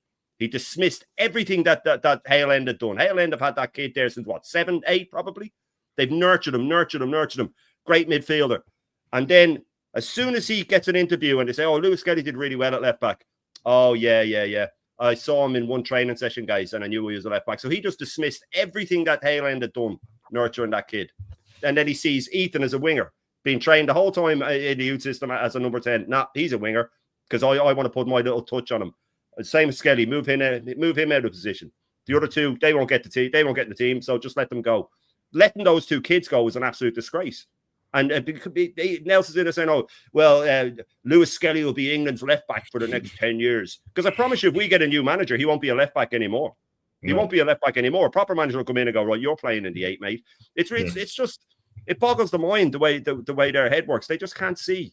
They can't see what's in front of them. I mean, you're right, Shane. You spit some facts there. Actually, I just don't get why we haven't got a proper left back. We're going to let Tierney go, but it's because Arteta wants to do this inverted thing. He's just copying Pep. Leave Pep to do what Pep does well. You can't do it. He was a coal man. Yeah, that's your level. Yeah, he was a coal man. You come in and you're trying all these things and it ain't working. Right, go and get a proper left back. Right. And stop going and getting stocking fillers or versatile players. Because I say, if you're saying, right, for instance, Mosquito, he can play in 3 positions across that back. Well, if he gets injured, that means all those 3 positions are affected. But they know, versatile. Yeah. How about getting 2 world-class players in every position then? How about that? Yeah. How about that? We don't have one world-class player in us. Not one. We haven't. Because none of them have won anything. Right? So, Saka has the potential to become world-class, but at the moment, he's not world-class. So people go, who do you want left back? That. We've said it 100 times, Nelson. Kieran Tierney should be our left back. I mean, there's stuff that comes out of them, man. Wow. Comes out of them. Wow. You know what I mean? Really? Who do you want left back? Who do you want left back? We let him go for nothing, mate. We let him go for nothing. How about Jarrell Ato? How about him? Oh, no, Chelsea got him. Tierney is finished. Tierney is finished, guys. What age is he? 27? Tierney is finished. That's what they do. As soon as they're gone, they're finished. Thomas Partey's legs went. The second he said he wasn't signing, or we found out he wasn't signing a contract, his legs went. I saw a gal on, can't remember who he was on with. Oh, he was deluded, I think. And this was just before all the stuff came out about Partey, but we knew he was leaving. He said, "Oh, guys, we forget how bad Partey was at the end of the season, the mistakes he made." So I went back to a month before when we were getting ready to play PSG, and he did his combined 11, right? And PSG have the best midfield in the world. He put Partey in the midfield, right, the combined 11. So in a month's time, his legs have gone. Like he's a fucking peach in a fruit bowl. He's gone off overnight. Jorginho's legs went as soon as he went as well. Now Tierney's washed at 27. We need to believe in Kivior. That's the mad thing. You know what I'm saying? And we have to get behind Moreno, even though he hasn't been producing as a DM. But listen, we've got the guy himself, Lee Gonzalez, in the building. What are you saying? Mate, I'm sweating like I can't even say it. Yeah, these cleaners came. Yeah, big up to the man. Big up Jezza. Big up Shane. Big Norms. Come on. Big up the chat, bro. This house is spotless here, but I have no idea where the fuck they put the controls for the aircon. Yeah, I have no idea, and I am sweating like a top gooner explaining the process. Like, real talk. Unless they're in Madrid, yeah, and then the top gooners are asking me, Jez, chat, lad, Shane, Norms. No, that top gooner asked me for a selfie in the fucking Bernabeu. Yeah. Not the Liverpool fan. He was a Liverpool fan. Bless up to him and his family. His little kids were so cute as well. Bless them, yeah. Yeah, that top gooner was like, I think I recognise you off TikTok. No, you definitely recognise me. His mum run off. Do you remember? Yeah. I was like, one of being the selfie babes. Yeah, she run off. She was like, I want no part of this. He's a mutant. Nah, to be fair, it was actually nice. But no, it's a real talk. My voice is dusty. I know, both you and Northside's voice. Yeah, no, do you know what it is, yeah? I don't smoke shisha, Norms, yeah? Oh, okay. Jez has never probably smoked shisha. He don't even know what shisha is, bless him, yeah? Right? He said no. He said he whacked his mouth. He said, I want no part of this shisha. Is it a kebab or something? Basically, it's flavoured tobacco. It's basically flavoured tobacco. Yeah. But, mate, my throat is killing me. Yeah, I swear down, yeah, it is. Do I sound husky? Is there any birds in the chat? Am I allowed to say that? Apparently, yeah. Apparently, I'm a pervert. Yeah, apparently, that's not how you're supposed to talk about women when you're out and about with your friends in the street. Yeah, outside the Bernabeu. Shut up, man. You can tell which guys can't draw a girl, innit? Yeah. Yeah, you're not allowed to talk to the staff that are female. Yeah, and say, yo, you got Instagram, because no context TV, clip that one up north. Like, she was a buffing as well. She was my age. How am I not say, can I take you for dinner later? You got Instagram. You can tell the idiotas. Jez, how did you get your wifey? You approached her, right? Yeah, well, sort of. Well, she approached you. Jez is a madman. No. We just knew each other as it all started when we went to see the film Jaws, 1975. That's it. But who invited who? Yeah, we were just a group of people. Yeah, but who invited who though? Well, I invited her. Well, there you go. So you approached her and said, "Do you want to come and watch Jaws?" Yeah, I did. Yeah. And about 50 years later, you're still there. Yes. You were on the stream before. I don't know if it's true or you're winding your mum up when your mum said, "Did your dad walk up to her and give her a slap on the ass, say, all right, darling," or were you? Yeah, right, girl. Right, girl. Right, girl. Yeah. And she said, and it's funny, you was see, you remember, see, this I know she's a real one there. My mum was sat here in all right, girl. When was it? May. I think it was May or June. No, it was June, I think. Yeah, it was May or June. Yeah, it was June. Yeah. In fact, actually, Tal was out here. It was after, they gone home because it was my birthday, 5th, 6th. Yeah, it was a little bit later. My mum then turns up. She's like, "I booked a flight. I'm coming." I was like, "Yeah, turn up. Yeah, you're my mum." So she left me €150 on the table. I was like, and she got her flight. I was like, "You're taking a fucking piss. You're my mum." I backed the money straight back. Yeah. It's my mum. You don't charge your mum. No. And the chat's going, "Lee Dyche." Don't worry, mate. Yeah, we ain't that deep yet, but Jesus Christ, that fucking shisha. I'm never smoking that shit again. It was nice. Bro. No. Was it the shisha or the ice? What is Both. it? One of them pipe things. One of them, Basically, Jesse, it's a flavored tobacco. Yeah, but it's on a pipe. Yeah, and there's basically about 50 fucking million cigarettes in one. Oh. Yeah, but you all take turns in smoking it. You don't inhale it. Yeah, you just suck it. Like and just blow it out. Yeah, similar to a cigar, but it's in But water. it's like back when you were young and your ma caught you smoking and made you smoke the whole pack, man. It's fucking horrendous. Yeah, you know what I mean? It's really bad. Shane's a real one. Yeah, you got cool smoking. Yeah, cool. Smoke all 20 in a row. Smoke all 20 in a row. My mates out had made him eat them. He made him eat them. Eat them. It's like when you got caught swearing, they'd wash your mouth out with soap. Yeah, with soap. Is it like one of them Turkish things? That's what it is. Yeah, exactly that, Jez. It tastes amazing, Jez. And they got the collar. Right. And Jez has done it. See, I knew Jez was a real one. Go on, Jez. I've done one of them with a mate of mine, right? Why am I so low? We're sitting there drinking this. I don't know what the fuck it was, but we're drinking this shit. And doing that, and we're having a top on the old thing, like this. Pause. That's mad weird. Pause, because they'll clip that up, Jez. About an hour later, we said, "Come on, we'll fuck off now." We got up and I fell over. Oh yeah, the head gone. Yeah. What the hell? If you don't smoke, it's literally like smoking 20 cigarettes in a row. To smoke Red Marlboro. See, Jez is about Red Marlboro. I should do. Now, Jez, Eliemi Azul, yeah. Eliemi Azul. So they did Eliemi Rojo, Rojo, They've stopped doing them. They're now Marlboro Red. Yeah, they've merged the company together. Yeah, but Eliemi Azul is a separate entity. Yeah, so they've discontinued the LEM Red. It's now basically LEME. See, fucking that woman in that garage, she's in my head, Wolf, you know that. LEME Azul. Yeah, right? She's in my, so it's basically Marlboro Red and L&M, Red together. But they discontinued L&M Red because that's what I used to smoke. But they were softer than Marlboro Red. They're like Marlboro Lights. Yeah. The gold ones. Yeah. But if you, Jez, Norm's is sitting here. He's back. I'm baffled because I don't smoke. So I'm like, did he still do Fortuna over in Spain? No, you know what? I'll tell you what. I still do that shit. Yeah, no, I still do Camel, and that's when Camel was Spanish. Camel was still made from camel shit as well, man. Camel are horrendous. Camel was made from camel shit. Yeah, I smoke Camel. I used to smoke. Yeah, that's camel shit. You're smoking shit. It's literally camel shit. It's got traces of camel shit in it. Well, I don't know what you're doing, man. I enjoyed it. Camel were horrendous. Whenever you have a smoke off someone and they'd whip out a camel. Jez are fucking lovely. Jez, we need to meet up, man. I swear. Although my voice is fucked, if there's any fit birds in the chat, yeah, that like my husky voice, yeah, Sean Dyche, yeah, Lee Dyche, yeah, and you're not a mutant, email me. Yeah. Have you seen the comments here? Real talk. I'm going to say this, I'm going to shout because I was listening. I've been looking for my aircon unit since I got in, like the controls. I have no idea where it is. And Arsenal play tomorrow.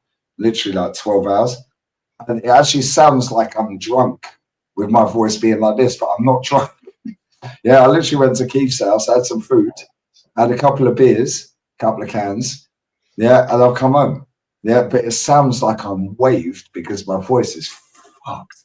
Yeah, that's the sign of a good holiday, man. The sign of a good holiday is it all being born and no, I swear down. The only thing that was missing was she can come in his pools. Yeah, mi princesa. The only thing that was missing was real ones. Well, we've already signed up for the next one, Lee, earlier on in the stream. Next one's Sevilla. The next one's Sevilla, bro.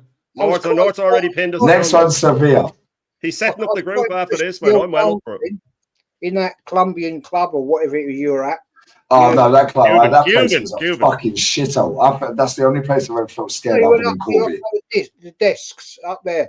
There's you, machine. Oh, no. That was the Afrobeats club. That was the African club. You put steps in there, mate. I was like, look. No, the Colombian. Lee was the only black guy in the Afrobeats. Yeah, he was the only white guy. That was I could dance there. Please tell these people, yeah, not just I don't say these people. Please tell everyone, North, yeah, reggaeton and Afrobeats, I can dance, right? Yeah, because you can dance to bachata, kizomba, you can dance to salsa, yeah, and you can move, yeah.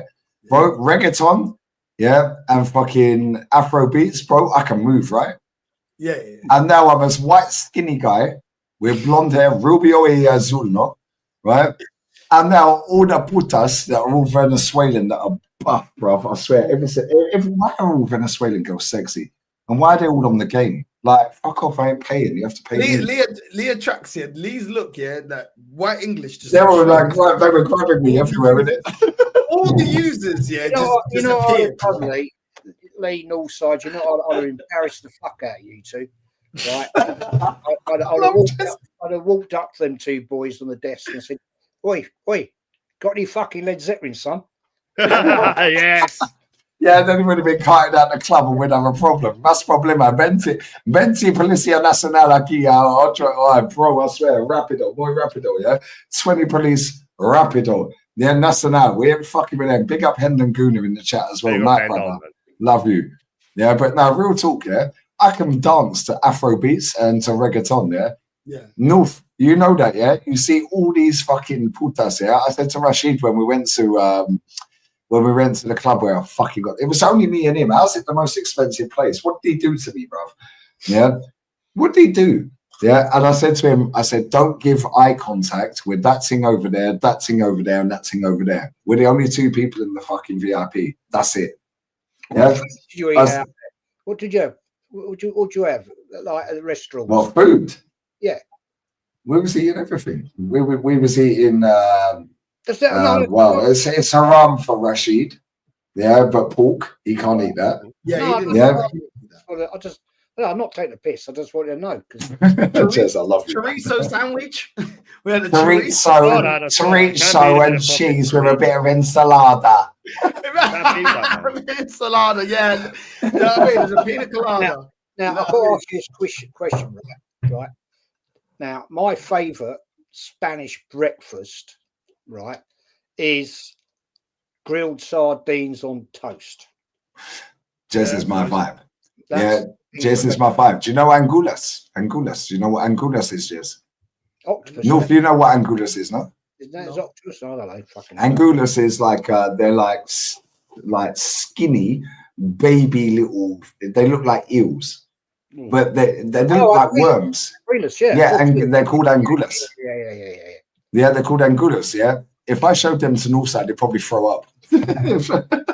Yeah, that's when you said that, yeah, Jez? You're my vibe.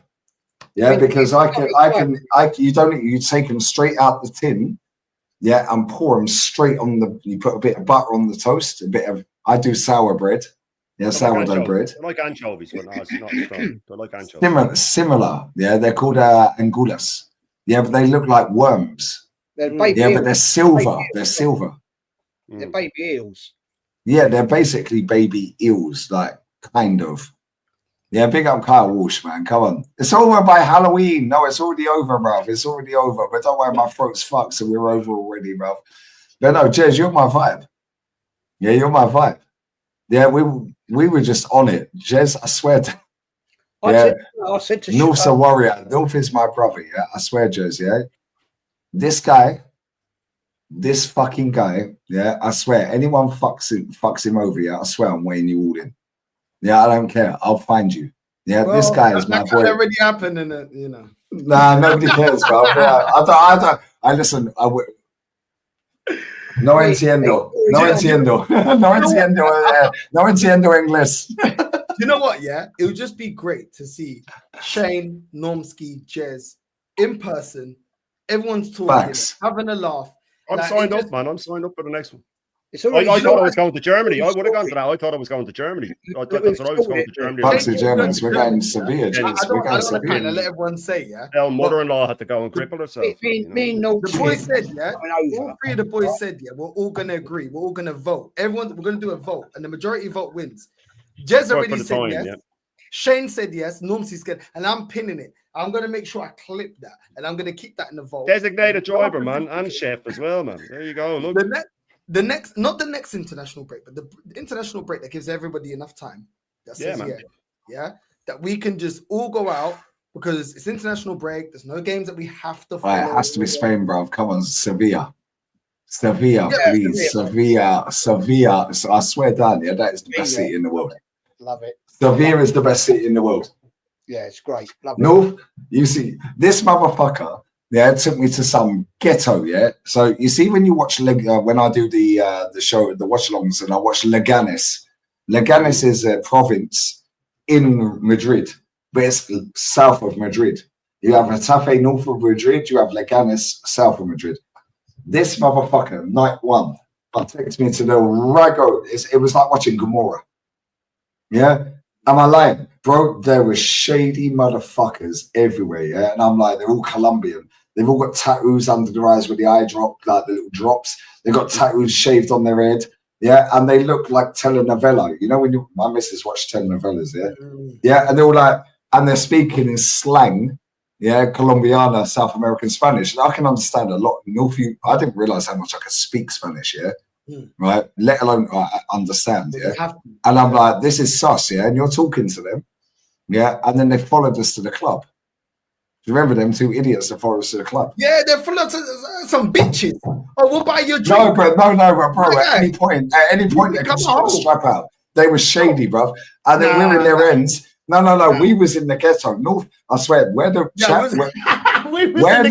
club was, it was stairwell that way. The club's in the middle. But the stairwells to Gomorrah. The ghetto has a flavor. Fucked. The ghetto has a flavor. Once we got in and we fucked them idiots off, everything comes from. But Lee, the ghetto's where everything comes from. Shady, reggaeton comes from the ghetto. Do you know what I'm saying? Bashment comes from the ghetto. Like all the good stuff, hip hop comes from the ghetto. The ghetto has everything. It has the whole. Yeah, but you took me to the worst area. Even the taxi driver, stop lying, yeah. Even the taxi driver who we were speaking Spanish to said, "Yo, be careful around here because this is not a nice area." Even he said that, and he's Spanish, and he lives in Madrid. Am I lying? Yeah. He said, "Be careful because this is mad." Yeah, but what did you do? No, but hold on. What did you do? This guy, yeah, the driver said, "Yo, be careful." He says, "It's a place. You know, be careful." You know, Lee goes in this. Right, we are here live in the. No, you told me it was Getafe, and I told you it was Leganes. Yeah, this guy told me it was Getafe. Getafe is north. Yeah, so when we were seeing the signs, you had security with you, man. You know what I mean? You had the we had Rashid, yeah, but Rashid looks bigger on camera than in real life. Does he? Rashid's a real one. I can't lie. Rashid is a real one. Real guy. Yeah, but we were driving. I was going Leganes. That's where Dave lives, David. In the stream, Dave. I was like, Leganes. I now know we're going south, and I'm like, anywhere south is a ghetto. Yeah, you were like, are we north? Are we really in Getafe? Anywhere south, Jez, is a ghetto. So what, you're looking for a night out in Bermondsey? You know what I mean? No. We ain't looking to go southeast London. We're not looking to go South London at all for a night out. But this fucker here is. Yeah. Then he takes us to Dominican. Me no black, me Dominican. No black, no black. No, I said to Lee, yeah, just to clown, yeah, when some Dominicans say they're not black, yeah, I said, look around the club. Now remember when they say me no black. Bro, I was one of about 4 white people in there, and the other 3 were Venezuelan. They're not even white. Lee laughed because he knew what I was getting at. Yeah, me no black, me Dominican. They don't claim themselves as black people. Why? What's that all about? But they all sat there, and we see these 2 firms arguing with each other from across the room, smoking their shisha. One's got a big gold chain on with it. They've all got the shades on, yeah. But North went to the club with the Dominican shades on. Yeah, and I'm just standing there dancing. Yeah, and then all of a sudden I pulled the fit Venezuelan things. To be fair, actually, I take that back. Rashid did his thing. Google Translate works. Yeah. but now they're just ponces. Where I live, they're all putas. North, you know this, yeah? They all want to fuck. Jez, Shane, Norm's chat. Where I live, they're sexy. These Venezuelan girls are buff. They're so pretty, man. And they got banging bodies, yeah? But I know they're hookers. So when I'm in these clubs in Madrid, I know they're hookers. Yeah, and that's when I realized I could speak so much Spanish, innit? Because I'm like, aquí ocho años. Oh, where? Porto Banús, Marbella. No family times I say to you, watch how quick they fuck off. They all fucked off. Next time I know I came. Yeah, but they were ponces. They didn't want to fuck. They were just getting commission out of getting you into VIP. Yeah. But we're going VIP anyway. Yeah, so we were just like, this is a mazza. We're just going VIP anyway. Now you got all these, but I swear, when me and Rashid went to that fucking reggaeton club, yeah, that Shuko or whatever it's called, I said, Rashid, don't give eye contact to this bird here. We were the only 2 that were there, yeah. They said to me, yeah, free. I asked the guy on the door. I said, hablas inglés. See, I said, right, we want VIP. He goes, 1 bottle or 2. I said, how much? He goes, 300 for dos botellas. See, let's go. Yeah, he thought I was going to say no, innit? Yeah, I said, right, I'm going for a cigarette over there. I said, Rashid, this guy thinks I'm a fucking idiot. Yeah, we then go VIP, right? There was nobody in VIP, but then they have a separate side VIP, which is semi-VIP. Yeah, that was when they had the Turkish lookalike singing. I don't know who that guy is still to this day. Yeah, but everyone was there for him, and they all fucked off as soon as he left. R4, yeah, right. So I get there, and there was, I think they were Indian. Both of them were Indian. He opens the book. He goes, little piece of paper. He goes, 400 euros. I said, nah, bruv. Yeah, 300. But before we got in, the bird on the door. Yeah, so the door staff. Yeah, we had a cigarette. Now we're on the till. Now they're like, you want VIP? The bird was unreal. She was Spanish. Bro, this country has got market opportunities everywhere, and they're all fit. Man said, what do you think about Grimsby birds, bro? Just think of fish, I can't lie. Yeah, real talk. Yeah, mini and chips and that. Like, real talk. Yeah, lots of us. But check this. So the other guy, some big guy, stood next to her. Yeah, was like giddy. Yeah, so giddy in English basically means look at this foreigner. The guy next to him, yeah, was Spanish. This guy, I think he was Dutch, but he could speak Spanish. Yeah, and he was like giddy. I heard him say to the bird, giddy. And they were thinking we ain't got the money, me and Rashid. Yeah. So I said, vivo aquí, no? Sí. I said, yo vivo aquí 8 años en Marbella, Porto Banús. He goes, I work here. He goes, mi trabajo is in Porto Banús, Marbella. I said, oh, where? Yeah, he goes, Mowgli and now. Yeah, I was like, yo, that's literally around the corner from my fucking house. I said, so why are you here? He goes, I work here at the weekends, but in the week, I work at the pool clubs in Marbella. Mowgli is the best one. I said, so how much? He goes, minimum spends 800. I'll do it for you for 450, 500. 2 people. You can bring 2 guests as well. Yeah, so I took his number. No. Bless up to him, bruv. Yeah, and this is the thing, yeah? Forget the girls. Just talking, North. Yeah, to people. Look at the French lads we met, yeah? There was the Saudis that were queuing up to take pictures with that guy because he was wearing a Real Madrid shirt outside the stadium. Yeah, outside the stadium. So, and he looked like Camavinga. They're queuing up the third. I was like, this is racismo, bro. Yeah, racismo. One looked like Camavinga, the other one looked like Caicedo. Oh, wow. We sat on the beer with him. They were like, we got here in Madrid, and it's so gay. They gave us a flyer. Yeah, he goes, everyone's gay. He goes, what's going on in Madrid? He goes, in Panino. Bro, there's bare gays, man. There's bare gays everywhere. And then what I Jez, I swear, there was rainbow flags everywhere, mate. Because I was late, innit? And Neil said, yeah, tell them what you said, yeah? Because I was like, you booked some gay area, bro. What did you say when you rocked up? I said to him, if the gays are safe, we're safe. You know what I'm saying? That's it. You know what I'm saying? And we were safe. You know what I'm saying? Like, we was the minority in that area, I can't lie. Yeah. But Jez, I swear, Shane, Norms, chat, I swear down, Madrid is one of my favorite cities. I've been there so many times, yeah? Madrid is an absolute vibe, Jez. Vibe. Yeah? And do you know how cheap the fucking Ubers are? Oh my. That Uber driver was fucking sick. Go on, Jezza. Never been to Madrid. I've been to Seville.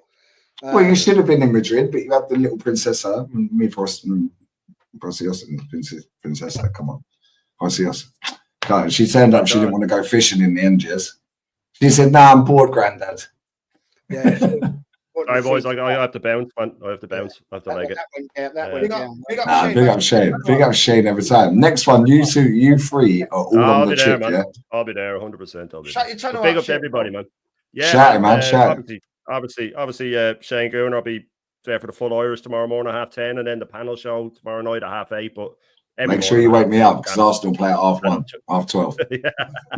I'm sure I'll be around a many stream. But cheers for having me on. Obviously, pleasure with Jezza, Lee, Normski, and the chat. Big up to everybody, and have a good one, lads. Talk to you later. Nah, bless up Shane, brother. Make sure you're there for the Irish breakfast as well on this show. Yeah. Yeah. All the links. Nah, he's a real one. He's a real one. Yeah, man. And do you know what's mad though? Yeah, real talk. Yeah, I actually enjoyed being. This is gonna sound mad gay. Yeah, why are you gay? You need to get that clip. No, I actually enjoyed being in that area. Do you know why? Because you see this drink that I've just sipped on. Yeah, I told her the drink. Yeah, you can't get it here. Can't get it here. So she's bought a comparison to that. Yeah, and it tastes like Bailey's. No, I don't want the Bailey's thing. I want the fucking crema de orujo. Yes. Yeah? Oh, man said it's shit. See, fucking come on. Crema de orujo. This tastes like, yeah, right? It tastes like a real milky coffee. It's more milk, like 70% milk. Yeah, 30% coffee with a little splash of sugar with ice, but it's cold. And I said to North, I said, you're closer to them. Gay couple with their gay best friend. It was a female, market opportunity, by the way. Oh, we're not allowed to say that because apparently we're perverts. Ain't my fault. You can't chat to girls, guys. Ain't my fault. And you can't chat to anyone. Not my fault. But anyway, so I said, North, ask them what that is. I said, because it looks like Bailey's. Yeah, but I don't think it's Bailey's. But they're all sipping on it. Everyone's sipping on it. North, we drank them out of the whole thing in the end, didn't we? And we drank them out of all of their Baileys in the end as well. After 4 days there, 5 days there, bro, wifey, Mrs. Lee, yeah, brought me crema, yeah, but it ain't the crema de ojo. They don't sell it here, bro. I asked earlier. They don't sell it here. They don't sell it, but that's more caramella. Yeah, here, yeah, in Madrid, well, not here. It's like, how do I describe you? It's literally a milky coffee, but it's ice cold, and it's, bro. I swear, North Rashid, fucking Norm. Sorry, it's not a color thing. I'm mad tired. Crema de Orojo. See, top side nose, yeah, right. That drink right there with a couple of cubes of ice. That is the nicest alcoholic drink I've ever had in my life. Yeah, and I said to North, chirps to the girl, what did she do, North? She got up, yeah, because he was speaking in Spanish to her. She had her gay besties with her, yeah, and she went, try it. And she walked around the whole table and let us all try it. You ain't getting that in England. You're not getting that shit in England. But like, why are you asking me? Go and find out yourself, innit? What are you fucking looking at? Bro, this country's a vibe. North, you know it's a vibe, innit? Bro. I don't want to Did we see any fighting? Did we see anyone having a punch up? Nope. People rolling out the club 6 or 7 in the morning. No fights. Nah. Everyone's happy. Taxis are cheap. Taxi's cheap. Yeah, man got me from my fucking hotel today because I stayed an extra night. Yeah, to the train station, which I thought was literally 2-minute walk, which is why I booked the hotel. I done fucked up. And I was like, I said to this Chinese guy, I was like, bruv, how far is this? He goes, nah, that's miles away, bro. He goes, it's 25 minutes in the tag. Crema de Arujo? Arujo. Yeah. £23 a bottle at Waitrose. There you go. What colour is the bottle? What colour is the liquid? Pause. It's Is it like a milky coffee? Crema de Arujo. Yeah, it's got a picture of it here. See, North, you know, I can speak Spanish. North knows I can speak Spanish. Yeah, I'm just lazy, isn't it? If you can see that. No, see, that's similar, but that's not it. Oh, it's not it. Is it? No, it's not because Mrs. Gunner brought the same thing, North. Yeah, here. Yeah, and it's more caramello. What about it's more caramello. Yeah, and it don't taste the same. They don't taste the same, no? See that bottle? Yeah, see. Yeah. See, thank you. That's it. Buy that. That there, right there. I swear, North. How nice was that drink, bro?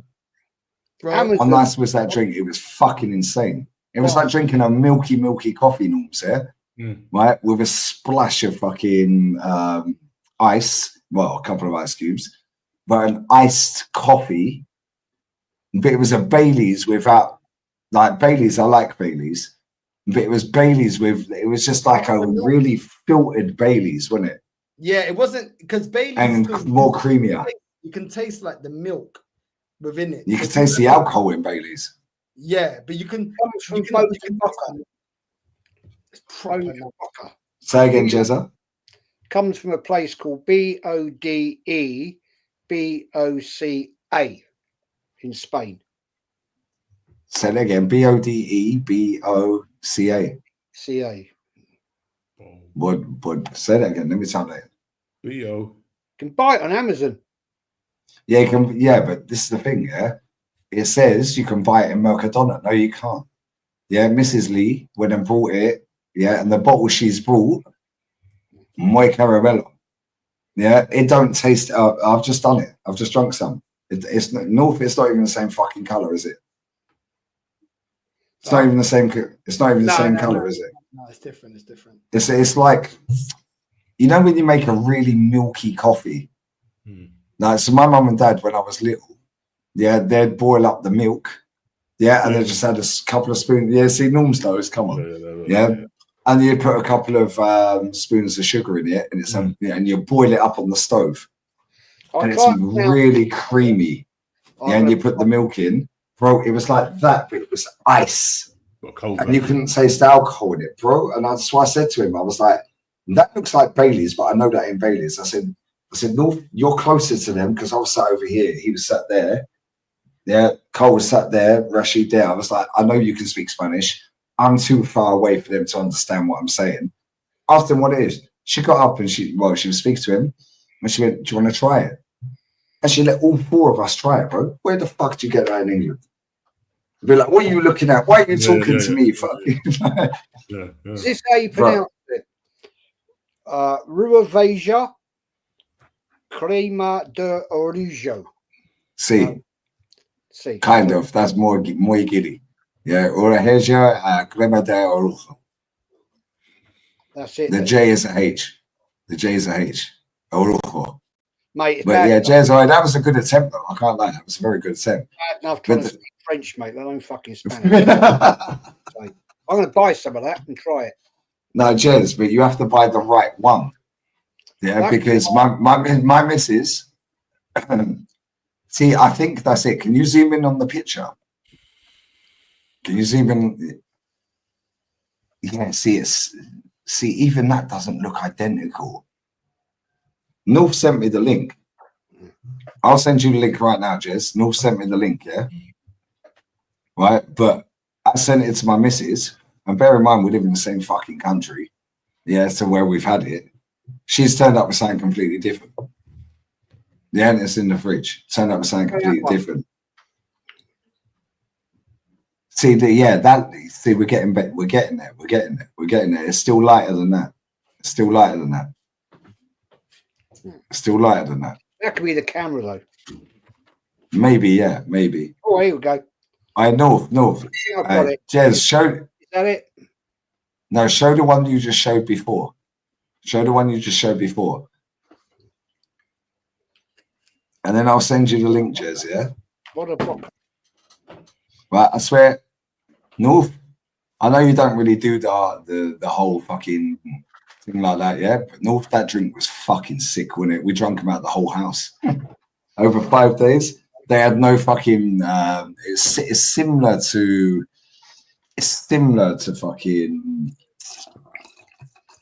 Bailey's. Yeah, but Bailey's is you can taste the alcohol more. Yeah. This was just like a creamy ice cold coffee. Yeah, it was nice. Yeah, I'll send you the link. It's under the wine section in Spain. Yeah, so it's down as a wine. Yeah, not a liquor. Liqueur. Yeah, it's down as a wine. Yeah, it's not down as a liqueur. I'll send this to you now, Jez. Yeah. See if you can get that in France. Yeah, if you can get that in France, Jez, I swear down. Yeah, bring as many bottles back as you can. Yeah, North, it was banging though, wasn't it? Oh, this is banging, you know. This here, yeah, is banging. Oh, the 43. Yeah, right, that's my age, man. Corrente Tres. Come on. Is that it there then, North? No, that's not it. No, it's not this. This is something else. With the mixing thing as well, yeah. Come on. Come on. Jez, I've sent it to you right now. Yeah, I've sent it to you right now. Yeah, that one right there. Yeah, which is the one you said. Yeah. That's the one you showed us, yeah?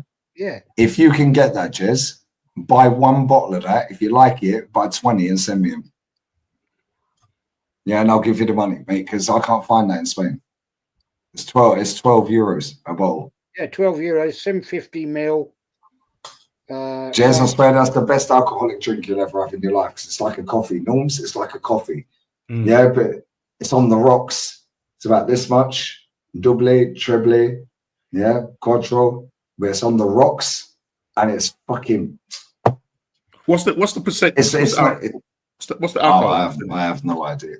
But it's not. You know when you.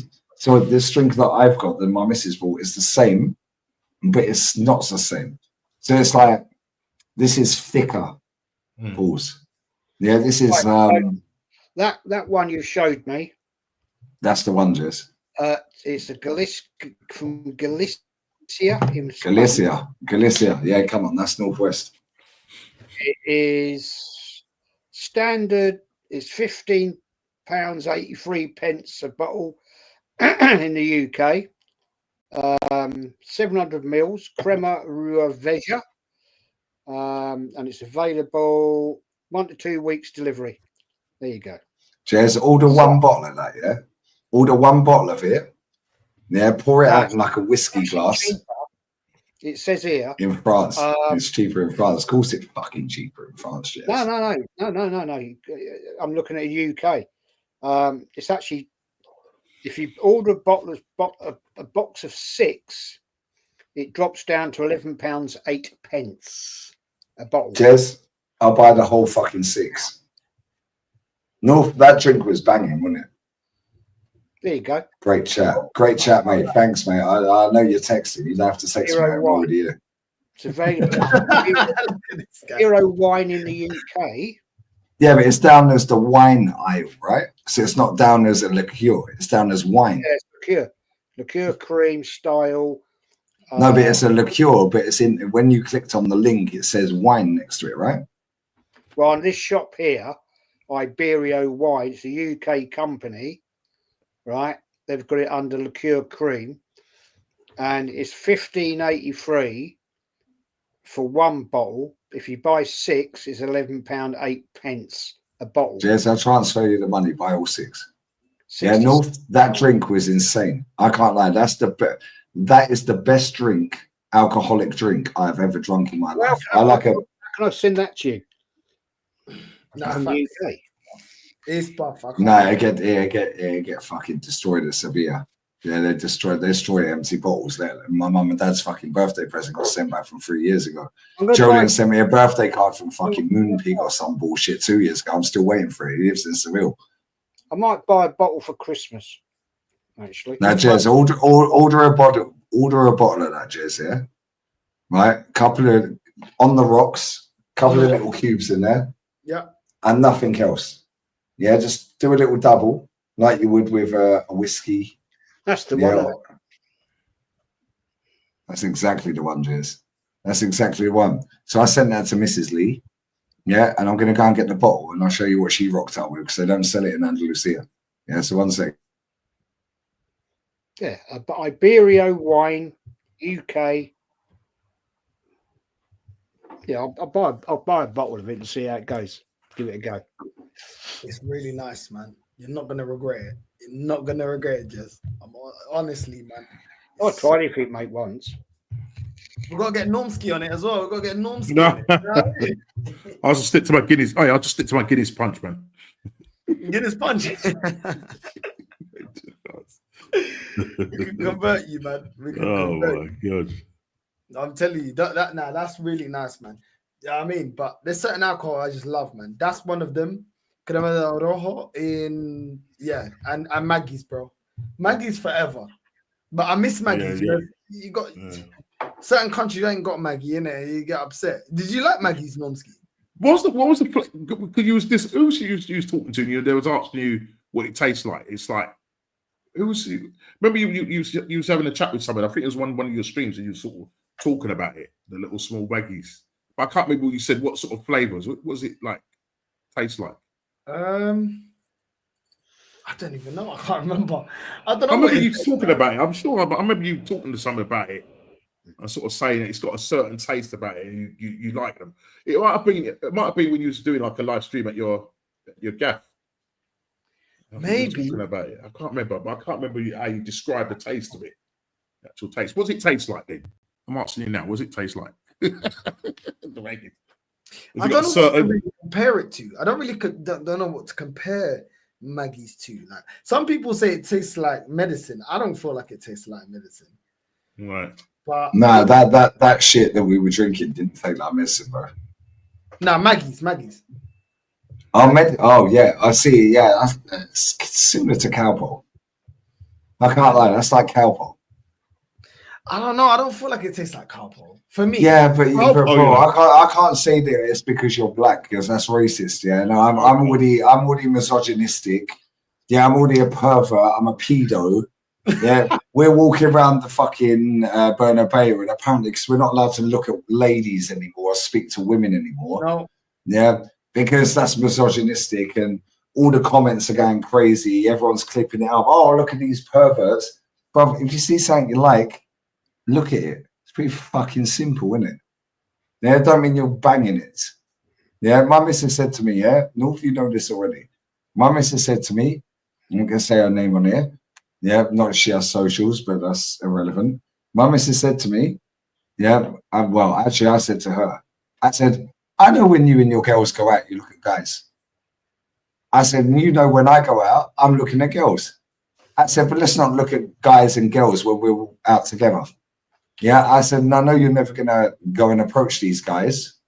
And you know I'm not going to approach the girls. Obviously, if I'm in a football stadium and I'm doing a stadium tour, then I'm going to talk, or I'll just be talking to random people, but it's not a thing, you know what I'm saying? Yeah.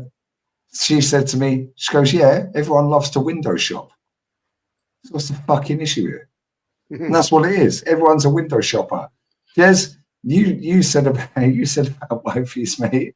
Yeah, you said about other women. Norms, when you're out and about, you're having a look. Wifey's having a look.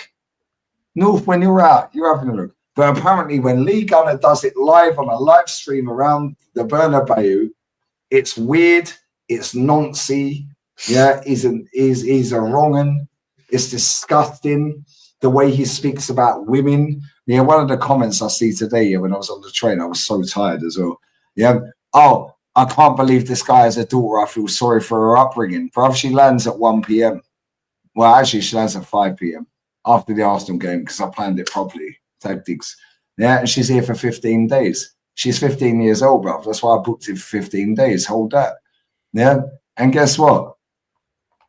She don't give a fuck what I'm saying, bruv. Yeah. Oh, the amount of comments I see, North, yeah, and Jez and Norms and chat, yeah. Oh, this guy's a predator. No, you just can't chat to people. Ain't my fault you can't chat to people. No, you see how many people, yeah, there were out of all the people we spoke to, yeah, how many people were Aggie? Like, not everyone's thank you. Thank you. I didn't even prompt him. How many people were happy when we approached them? They gave us a sip of their drink. They're telling us, oh, go this club. Yeah. The Colombians in that fucking gaff that fought, yeah, but they were giving the taxi driver, yo, this guy, the French guys we met outside the Bernabeu. Oh, they were cool. Yeah, they were fucking sound, man. Yeah, we sat and spent time. We had no sleep. We came out the club. A team no sleep. We went back to the gaff. Yeah, got our shit out of the gaff. Yeah, left the gaff. Yeah, Rashid had to go and get his flight. So he was like, Rashid, bless up. He's a real one. What a guy. That's the only reason why he wasn't there. His flight was early. Mine was late. Yeah, his was like 9 a.m., 10 a.m. And we was like, fuck it. Should we go Bernabeu and do the stadium talk? Because that was what we were going to do. Yeah. And he went, yeah, fuck it. But we wanted to go sleep. Go over that bit. He sprays perfume in my eye. I don't know what this guy was thinking. I did. Perfume. I was like, Kavonchi Pie straight in his eye, yeah? Pause. We have to be fair here. Look, I know for a fact, right, when I'm out with the wife, right? Yeah. Go on, Jezza, give us life. Teach us knowledge. She's looking at the old lunchbox. You know what I mean? I know it, right? Live for Christian, then, man. Yeah, that's how I'm saying. Because that's what he was called. That was his nickname. Live for Christy was called the lunchbox, wasn't he? Okay, he was, yeah. Yeah, see, Norm's knows. Come on, do you know Norm's? Was you looking as well? I wasn't.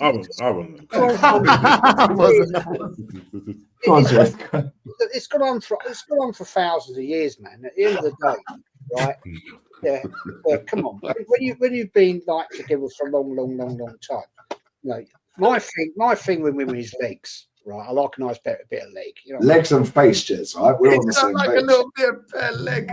Yeah, legs and face, Jez. Yeah, well, yeah, maybe more the legs, but at the end of the day, you know, we've been out over here, yeah, and it's been hot. It's been really hot, and we've been into Dijon, into Beaune and Lyon and all that, and we're sitting outside a bar, having a nice time and everything, and having a chat, having a croissant and a coffee and all that sort of shit. And I mean, of course, we've been together so long. I think, of course, she's got a nice pair of pins. And I see my mum and dad are the same. And yeah, my dad's like, fucking course, she's fit. Do you think so?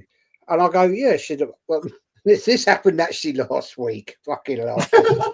Right. We went into Beaune, right? We went out for lunch. Right? And we're in there. It's a boiling hot day. It's like 32 degrees. We're in the shade under this umbrella, having a lovely little lunch. And this girl was walking past, and I said, "Fucking hell, she's got some legs in her, hasn't she?" And the wife looked at me and she went, "Yeah, but I don't like her shoes."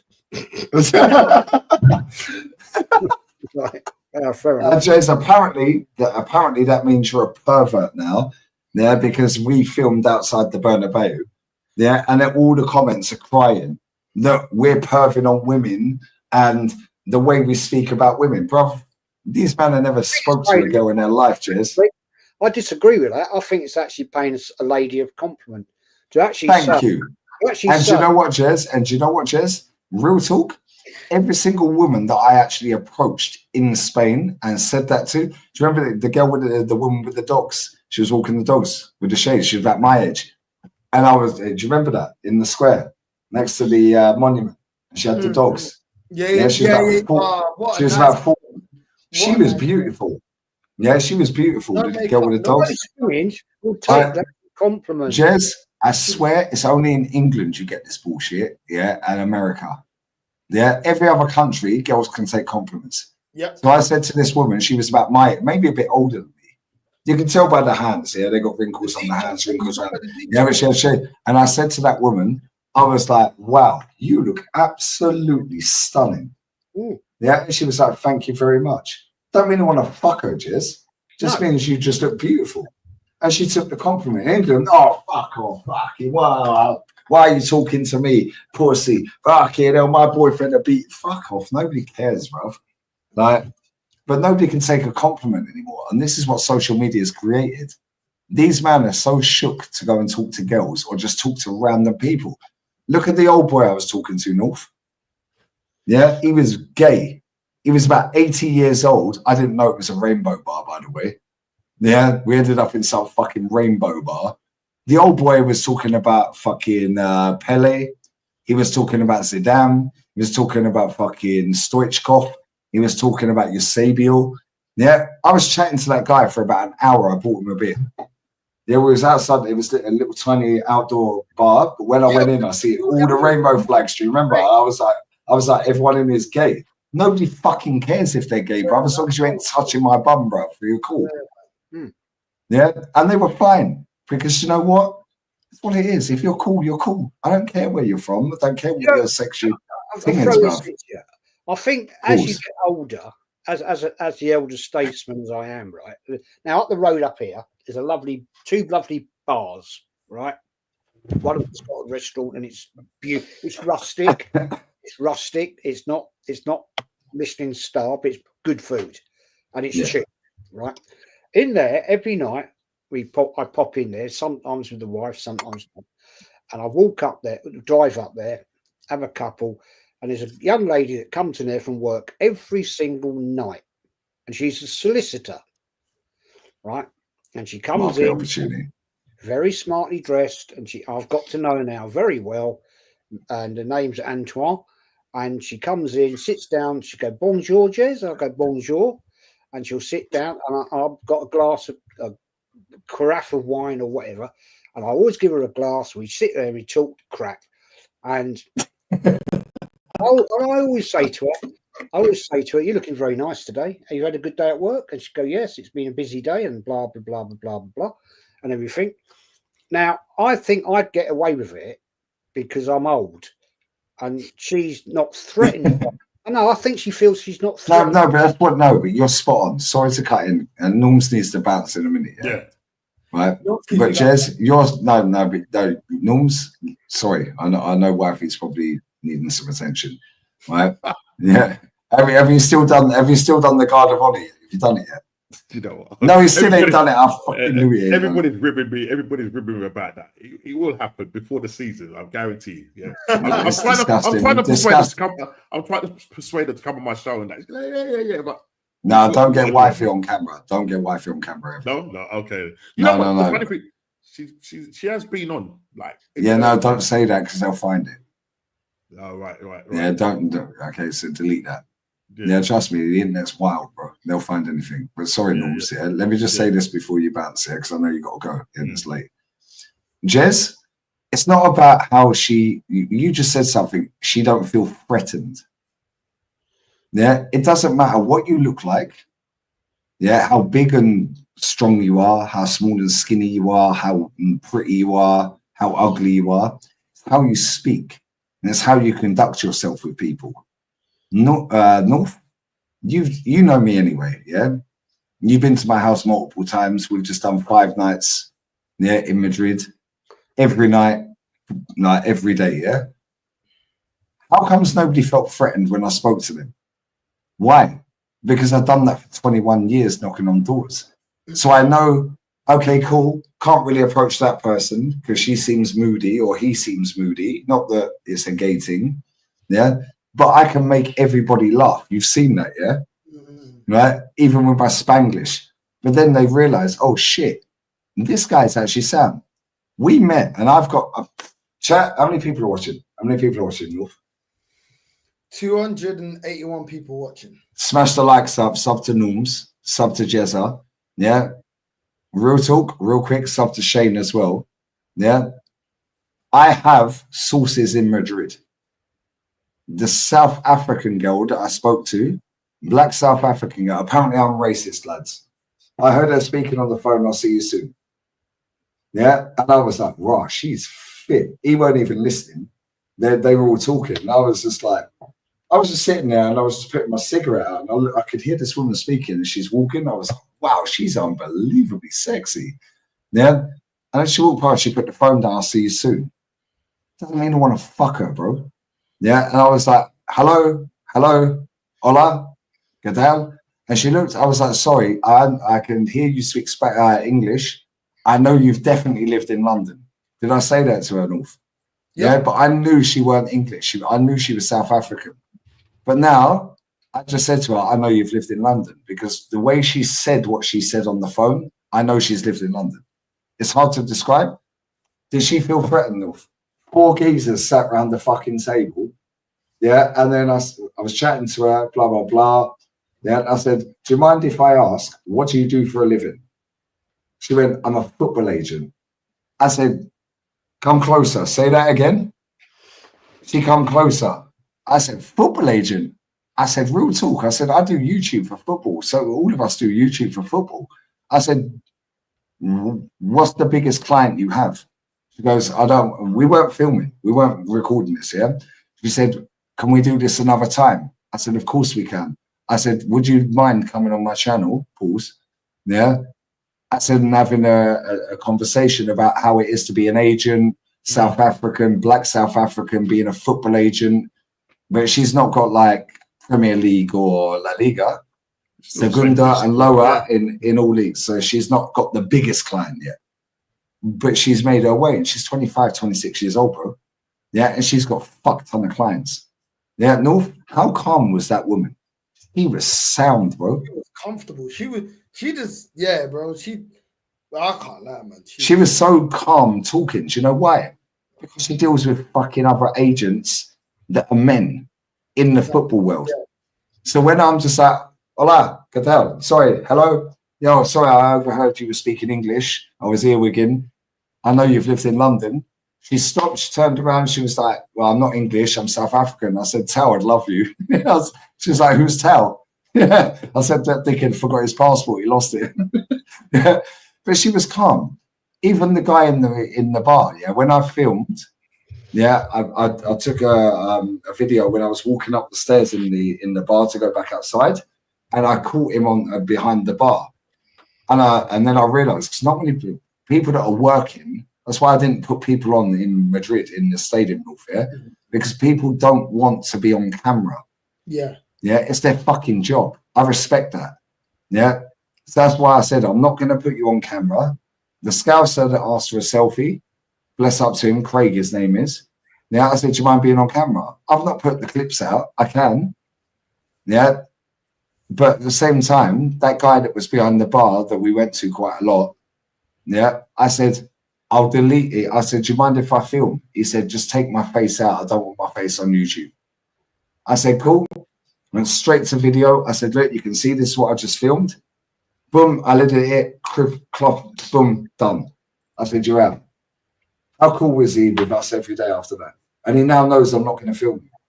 Yeah, it's how you respect people. Jez, Norms, you're older than me, respectfully, yeah? Some of the chat are older than us, yeah? It's how you speak to people. Yeah, there's people that are out there just chat shit. Yeah, and they're loud. I may be loud because my voice is croaky right now. Apologies. However, Norms, Jez, North, you know, yeah, that even when I was outside that fucking club, I could overhear them speaking. Yeah, that little pimp. There was some pimp out there with all this hose working, trying to finesse everyone. And he was slagging me off in Spanish. Sorry, I think it's a lot. It was also down to now. A lot of people don't have any social skills. Facts. Young people. Let's let Norms go to bed. Ludoc's spoken. Let Norms go. Yeah, just to say on that, I mean, social media, I think it's ruined that whole personal thing. Yeah, because as I say, social skills.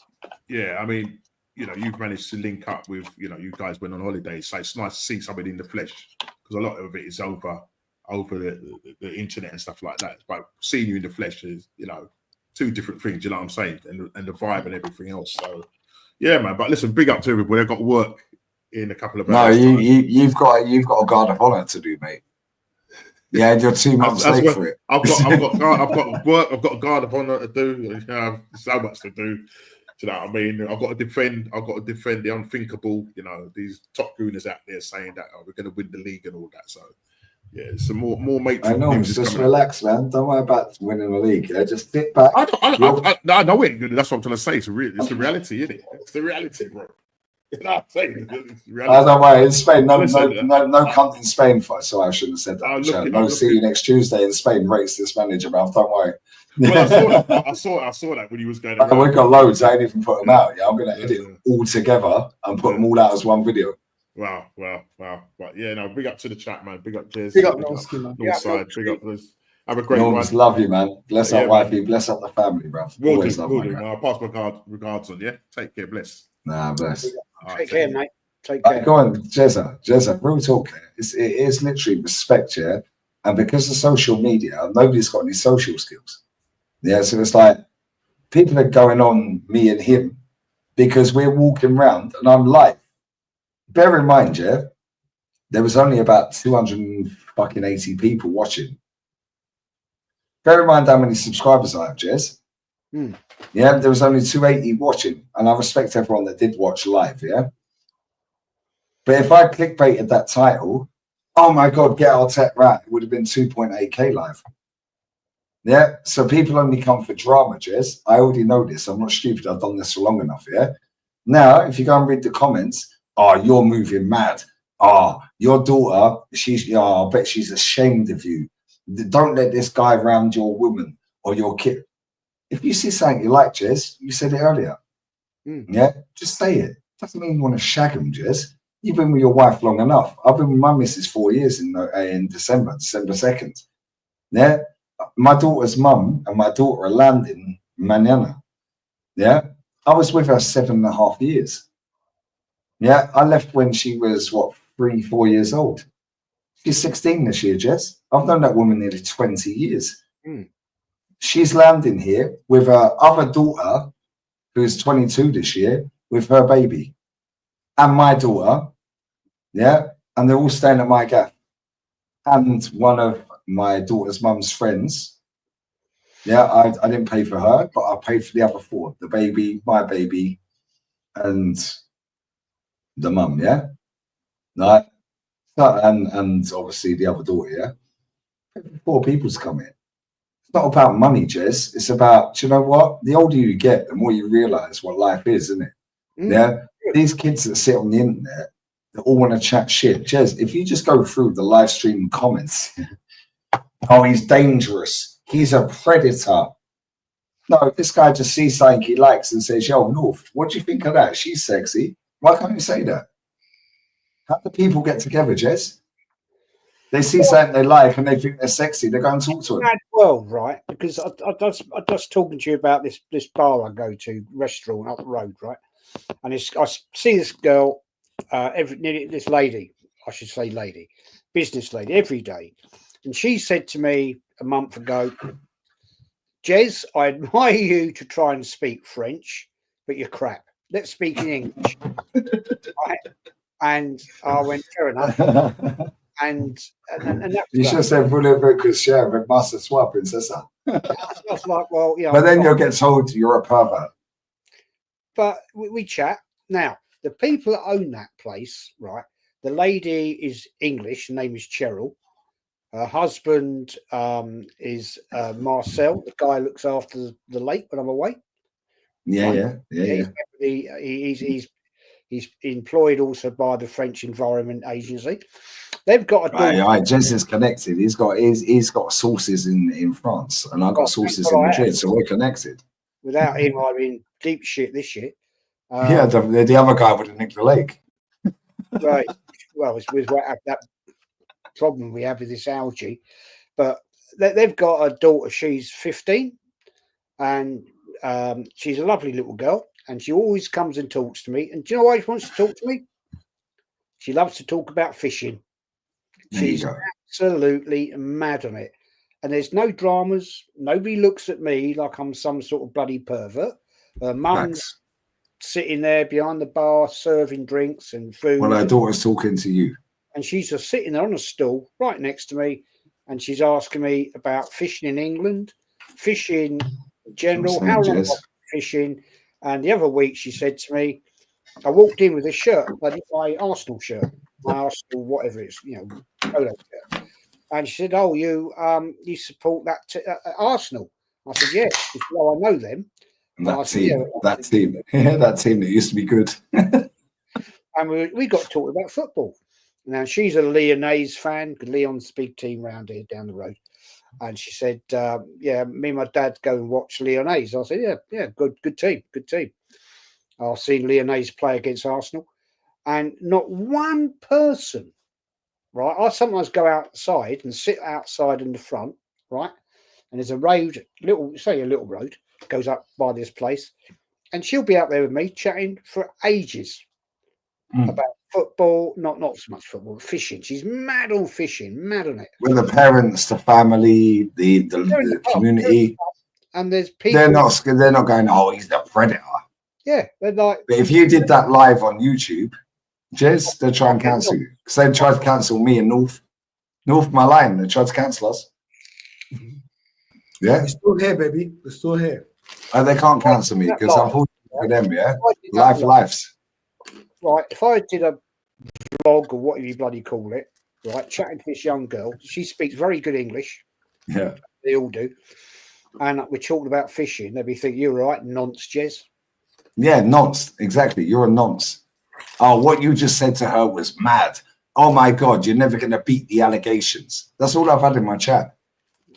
Yeah, that's all I've had. And all I was doing was going, yo, all I've seen in Madrid is birds, piffies, as North would call them, piffies and trophies. Yeah, and we were walking around and every single woman that worked at Real Madrid was sexy. Why? It's the same as the Emirates airline. It's their brand, Jez. They can't employ an ugly-looking person that works there. The geezers, Seguridad, they were fucking weird. I can't lie. Although the geezer behind the bar that served us the beer, because you get beer on the stadium door. I don't know if you can do that in the Arsenal one, because last time I went Arsenal tour, couldn't do that. Yeah, it was 10 euros for 2 pints of beer, North, yeah? 10 euros. That's £8.60 for 2 pints. At Real Madrid, now we're going straight outside and we're sitting in the seats at the stadium. Yeah, and I said, North, I know I can't smoke in the stadium, yeah? I even said it on the live, innit? I was still live, yeah? Their Wi-Fi, by the way, at Madrid is insane.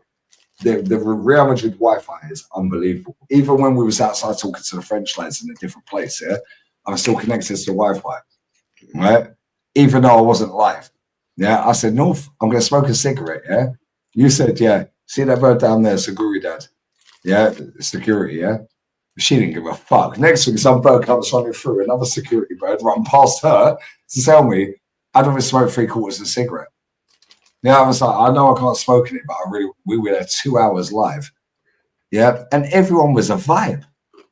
Everything was calm. Yeah, I had a lad called Craig from Liverpool and his wifey and his kids. Yeah, and I see the little boy, yeah. The little boy, I was like, yo, what do you think of the trophies? He was like, hey, mate, this is fucking... Oh, he didn't say fuck. He was like, this is amazing. I was like, yeah. I said, blue nose or red nose? Or whatever I said to him. Then he was like, Liverpool. And then the dad was like, I watch you on YouTube. Yeah, and I was like, no way. I said, look, I'm not going to put your face on camera. No, if you see it, anyone who watched that stream, yeah, knows that every single person I spoke to, I said, I'm not going to put your face on camera unless you want to be on camera. Yeah, whereas other people just walk around, look at them fucking idiots in the metro. Yeah, I was just filming. Yeah, and this one I never put it out on the vlog. I was filming in the metro, wasn't I? Yeah. Some bird over there, they were the only moody twats that I see in Madrid. Some bird over there goes to this bird over here, but I panned all the way around the metro. Yeah, I think that was the first night, wasn't it? When we went to Leganes, to the Colombiana club. Yeah. This girl runs to this girl. Now they're going to delete the video. I said, I'm in a public place. What are you talking about? Yeah, and we were speaking to him in Spanish. And I said to him, I said, this girl's got the ump that I filmed her. But I didn't film her. I filmed the platform. Yeah. And she then went and spoke to another girl that she never knew. Oh, he's filming us. He's a pervert. Yeah. Yeah. And I said, as soon as she walks over to that girl, I said, mas problema. Yeah. And I was whispered in your ear. Yeah. I said, this girl's going to kick off. And she kicked off. She weren't getting too aggressive or loud, but she wasn't shouting. She was like, can you delete the video? I was like, no. I said, it's a public place. I can film. She goes, why are you filming me? I said, because I'm a YouTuber. That's what I do for a living. I film. She goes, I don't like that you filmed this. I'll be honest with you, real talk, because she was fucking rude, I deliberately never deleted it in front of her. That video ain't on my phone. North, you know I deleted it. Yeah, you know I deleted it. And they were both on the same metro. When we got off the metro, I said, cool, because we got off before them. We got off in Buenos Aires. They carried on there. You know I deleted it. Yeah, because I said, yeah, now she's not here. I'll delete it. But don't fucking act like an idiot. Because I'm in a public place. You've got CCTV. You're going to go and talk to the camera guy and tell him to delete that.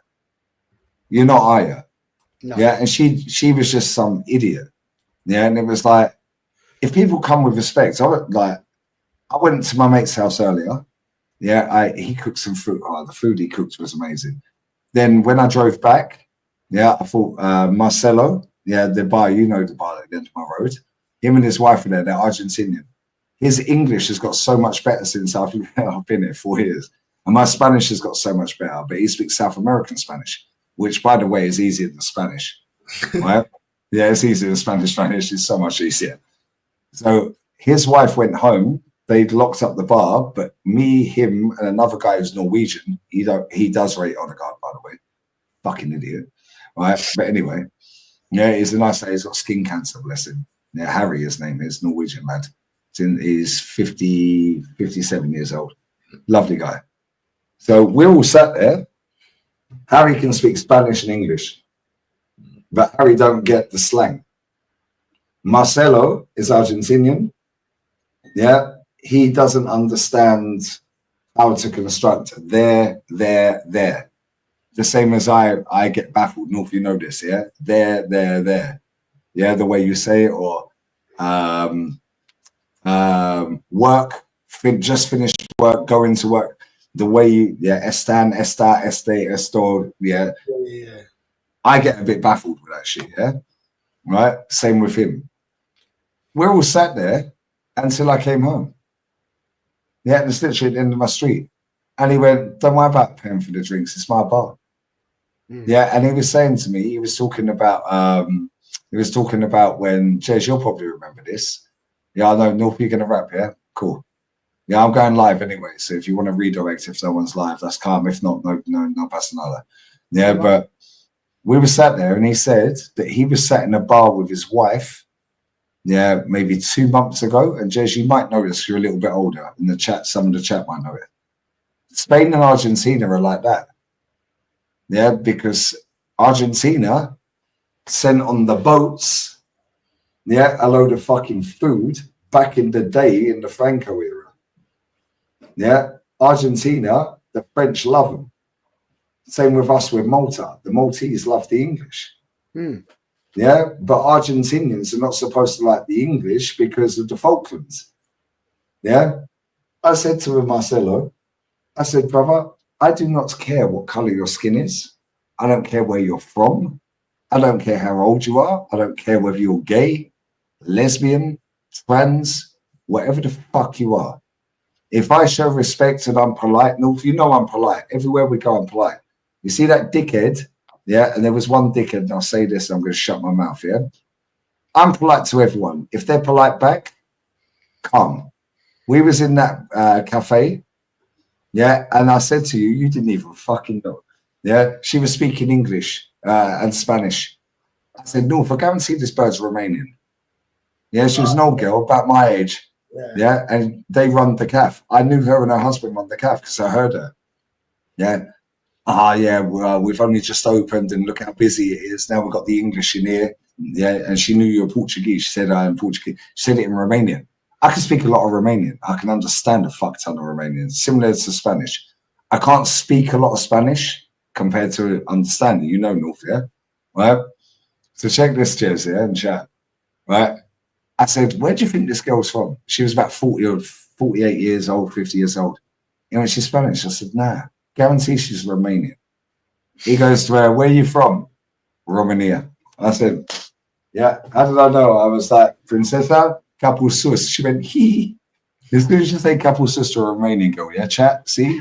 Tactics. Say Capul Sus to a Romanian girl, they melt. Yeah, even in, though her husband was there. And what happened? The husband started fucking giving it like moody to her, didn't he? Yeah, but he was pretending to be Spanish. Yeah, but then I started speaking in Romanian to you, and he didn't understand a fucking word of what I was saying. But then I was saying to him, oh, this means this means that. I say, I know the husband's Romanian. Now it's a game. Because I know he can hear me, because we're sat literally just here and he's there. Then he starts giving it. I was like, brother, granny lipoya. Yeah, it means big dickhead. Yeah, you're a fucking idiot. When we left, yeah, to go to the Bernabeu, and we got the Uber, yeah, I went up and gave her a kiss on the cheeks. And I was like, Princesa, say you best. Yeah, Capul Sus. She went, hee. Her husband stood right next to her. Yeah, and I said, you, Granny Lipoya. Yeah, Granny Lipoya, mierda. En la basura, vete al medio de puta. Yeah, because I knew that he was trying to be a cunt. But there was no need for him to be a see you next Tuesday, North, because I wasn't trying to fuck his wife. He was just being a dick because he was being a dick. Because, no, North, I weren't flirting with his wife. He just didn't like us because we're not from this area and we can't speak Spanish like him. What he failed to understand is I can understand Romanian, and that fucked his head up. Yeah, now he can't speak Romanian to his girl because now I understand. And when I said to him, my girlfriend's Romanian, I've been with her 4 years. Yeah, she's been in Spain 25 years. He was like, shit, he understands Spanish and Romanian. Then we were speaking Spanish and Romanian. Bro, he didn't like us. But I was respectful to him to start off with because that's who I bought the drinks off of. Yeah, but he was an idiot. You want to be an idiot with me? Cool, I'll do it better than you. You want to be respectful? Jez, you want to be respectful? Jez, you've been nothing but respectful to me. That's why I love you. Yeah, North has been nothing but respectful to me. This chat, I see all the people in the chat. Anyone who chats shit to me, cool, piss off. And there's some person that's getting blocked on my channel. I know they're going to be in my life. I see that moody motherfucker chatting absolute bullshit on my Twitter. Yeah, and I barely used Twitter in the last 5 days. As soon as that person's in my chat, they get blocked. Yeah, and I know they're in my chat. Yeah, and they'll probably be in my chat when I go live in a minute. Be respectful. Don't say one thing here, next thing here. Keep it at 100, innit? Because I'm never going to slag North or Jez or Norms or Shane or any. I'm not going to do that. What I say on here to them is what I say offline. What I say to you guys on here, what they say on here, and I can confirm this, although I've never met Jezza. I know they, excuse me, I know, yeah, that they say the same shit offline. It's not a fake thing. It's not fake. Yeah, Jez is a real one. Yeah, Jez is more ruthless than I am. Yeah, because Jez has zero filter. I try and filter it a little bit. Jez is just like, boom. But that's the generation you grew up in, Jez. There is no filter. That's where I am, man. People don't like it. Thanks. And unfortunately, that's a problem for some people. But I've always been the same. It's got me in trouble in the past in some ways, but I never change. I'm 64 now. Why do I want to change? Fuck changing, Jez. You know, at the end of the day, I speak the truth. If people don't like it, unlucky. You don't have to like me, and I don't have to like you. And guess what, Jez? When they see you in person, they all shit the bed. They all shit the bed. No, you see it. We were sat in the square. I was talking to you. Yeah, Carl and Rashid were chatting, and I was showing you something. Yeah, I don't remember what it was. I was showing you picture or comment, and Rashid's like, "Oh, this guy's saying hello." I didn't understand real quick, did I? I was like, "Oh, the guy's saying hello." Yeah, and I was like, "Oh, hello, mate. You're right." I said to Rashid, I said, "Who the fuck is this guy you're talking to? Like, who is he? Why are you like breaking the conversation kind of thing?" But respectfully, not in a nasty way. He goes, "No, he watches the channels." So I was like, "Oh shit."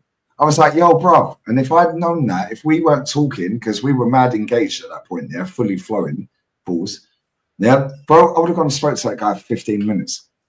And he was going, and Rashid goes, "Doesn't matter. He's Arteta out. He's one of us." Rashid said that. Yeah. When we see that top gooner and his mum run off, yeah, he was only 16. Yeah, because he was wearing the O2 jersey. He was wearing the O2 with the blue collar, the yellow one with the blue collar back in the day. Yeah, and I went, "Oh, top gooner." And he see me because I'd stopped filming. We'd literally just stopped filming. I wish that was still on camera. Yeah, we just literally stopped filming. We were walking out the Bernabeu down the stairs, just off the pitch, and he was wearing the O2 with the blue collar. Lovely lad. What a nice kid. Yeah. And he goes, "Oh, yeah." I said, he goes, "Yeah, but this year we have to win something." And North went, "Yeah, but you said that last year." And he went, "Yeah, actually, I did." Yeah. And I was like, "Bro, what's he got to take for this match?" I said, "It's rubbish." We were talking to it for about 10 minutes, weren't we?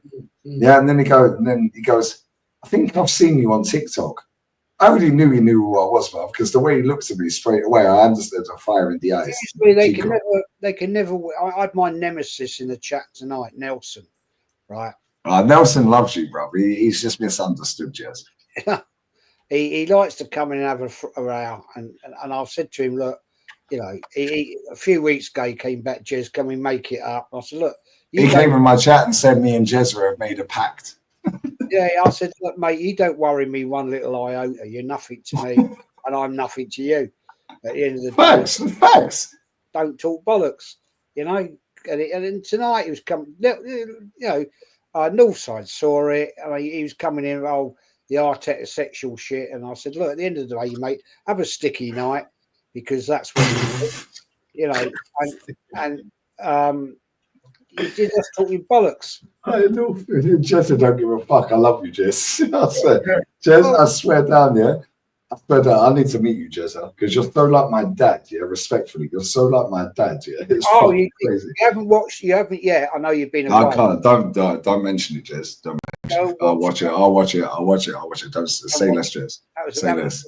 Say less, but I'll watch it, Jess. Say less. There's proper facts there, mate. Proper facts in there. No, facts. But this is what it is, Jez. I had shit views, but I really enjoyed doing it. Jez, I had 200. We were sat for 2 hours live, walking around the Bernabeu. You want to win Champions League? No sleep. Yeah. No live. Sleep. We came out the club. We've gone back to the fucking apartment, cleared the gaff, and then we went to this cafe. The Romanian twat, give it the fucking big un, but his wife was cool. Yeah. And then he goes, "Fuck you." No shower, nothing. We stunk. Yeah, we're sweating. It's 42 degrees. I was told I stunk at alcohol. All right, mate. That's bro. My throat was killing. And he goes, "Fuck it. Should we do the Bernabeu tour?" The whole way in the taxi, yeah, we were arguing over who was going to pay for the tour. When we get there, right, I swear down, I've got my card in the back. You can't see the number, you pussies, but you can see my fucking Yeah, you can't see the number anyway. It's on the other side. Yeah, but then I've got my Apple Pay, so I can click Apple Pay. Yeah. By the time I did that and it came up with a PIN, he's paid. I was like, "Why'd you fucking pay?" We argued for 20 minutes all the way there in the taxi, didn't we? They're the kind of people I like. They're the kind of people. Do me a favour, you don't want nothing from me, Jez. You don't want nothing from me. Do me a favour. Get your dad to watch that show I did about the mill. I'll send it to him. I'd just like to get his opinion through you. Yeah, I will. I promise, Jez. I promise you. I promise you. Because I've already got that on the saved ready. That's in the file. But obviously, because we've been busy, I haven't watched it yet. I know. Yeah, but that's on the saved. I know. I'll send that to him. Yeah, and he's going to be out. He's going to be out here in probably September. Yeah, because he knows my daughter's turning up tomorrow, and his birthday's the 2nd of August. When I did that show, I went down 4 subs. So I thought, fuck it, Jez. Don't worry about it, Jez. No, this Don't worry about subs. Stop watching the numbers. No, if I told you this, Jez, I've told you. Stop watching numbers. But people ask me to do it, and then they unsubscribe. What the fuck are you doing here? Just because the amount of people that watch compared to the amount of people that are subscribed is minimal. Yes, I've got 128,500 subscribers. Me and North were walking around the Bernabeu, looking at all the piffies, in 42-degree heat with no fucking sleep, still fucking drinking, and we peaked. I didn't go over 300 people. I think it peaked at 200 and something. For 2 hours straight, it never went over 300. It was 280, 270, 200, 159. And guess what? Nobody cares. Because you know what? I still went live. And the whole time, North, you know this, the whole time I was there, not once did I check my earnings.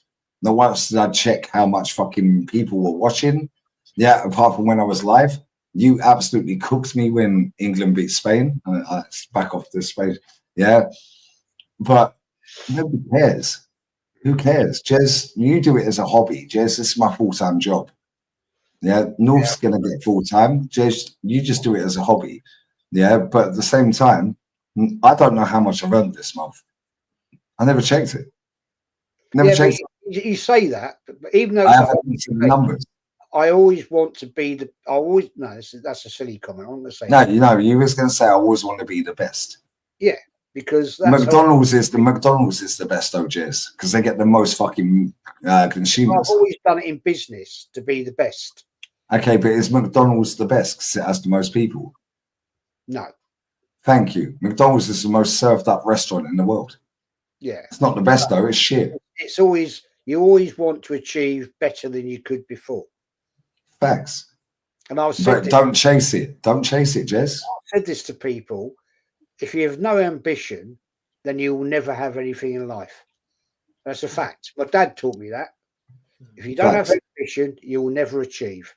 And if you have lack of ambition, you will always fail. My dad told me that. My granddad, my granddad, RIP to him, most racist person I've ever met in my life, by the way. He was born and bred in Deptford. They never see a single black person when he was born. World War II, Desert Rat, all this. You know what it was like back then, Jez. Obviously, the world's evolved since then. He had a quadruple heart bypass because of smoking. Eventually he died of cancer. Bless him. My nan died, but it is what it is. My point is, Jez. Don't try and impress people. Say what you believe in. I do. Back then, you didn't see any outside Eastern Europeans, so on and so forth in London.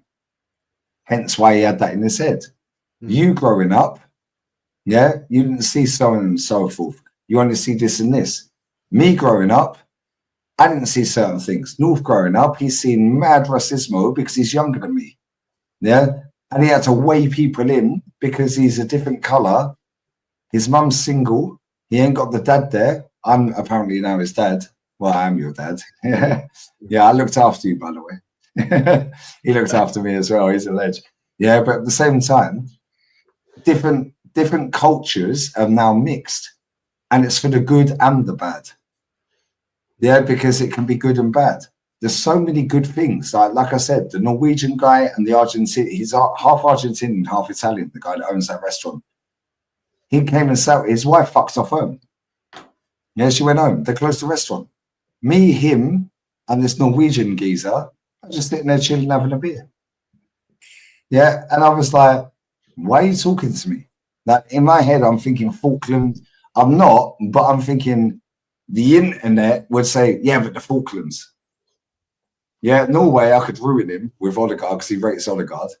So it's like the content would be lit. But that's how it is. Back then, when you grew up, when my dad grew up, my granddad, your granddad, so on and so forth, Jez, it was only white English people you see. So I understand a certain culture.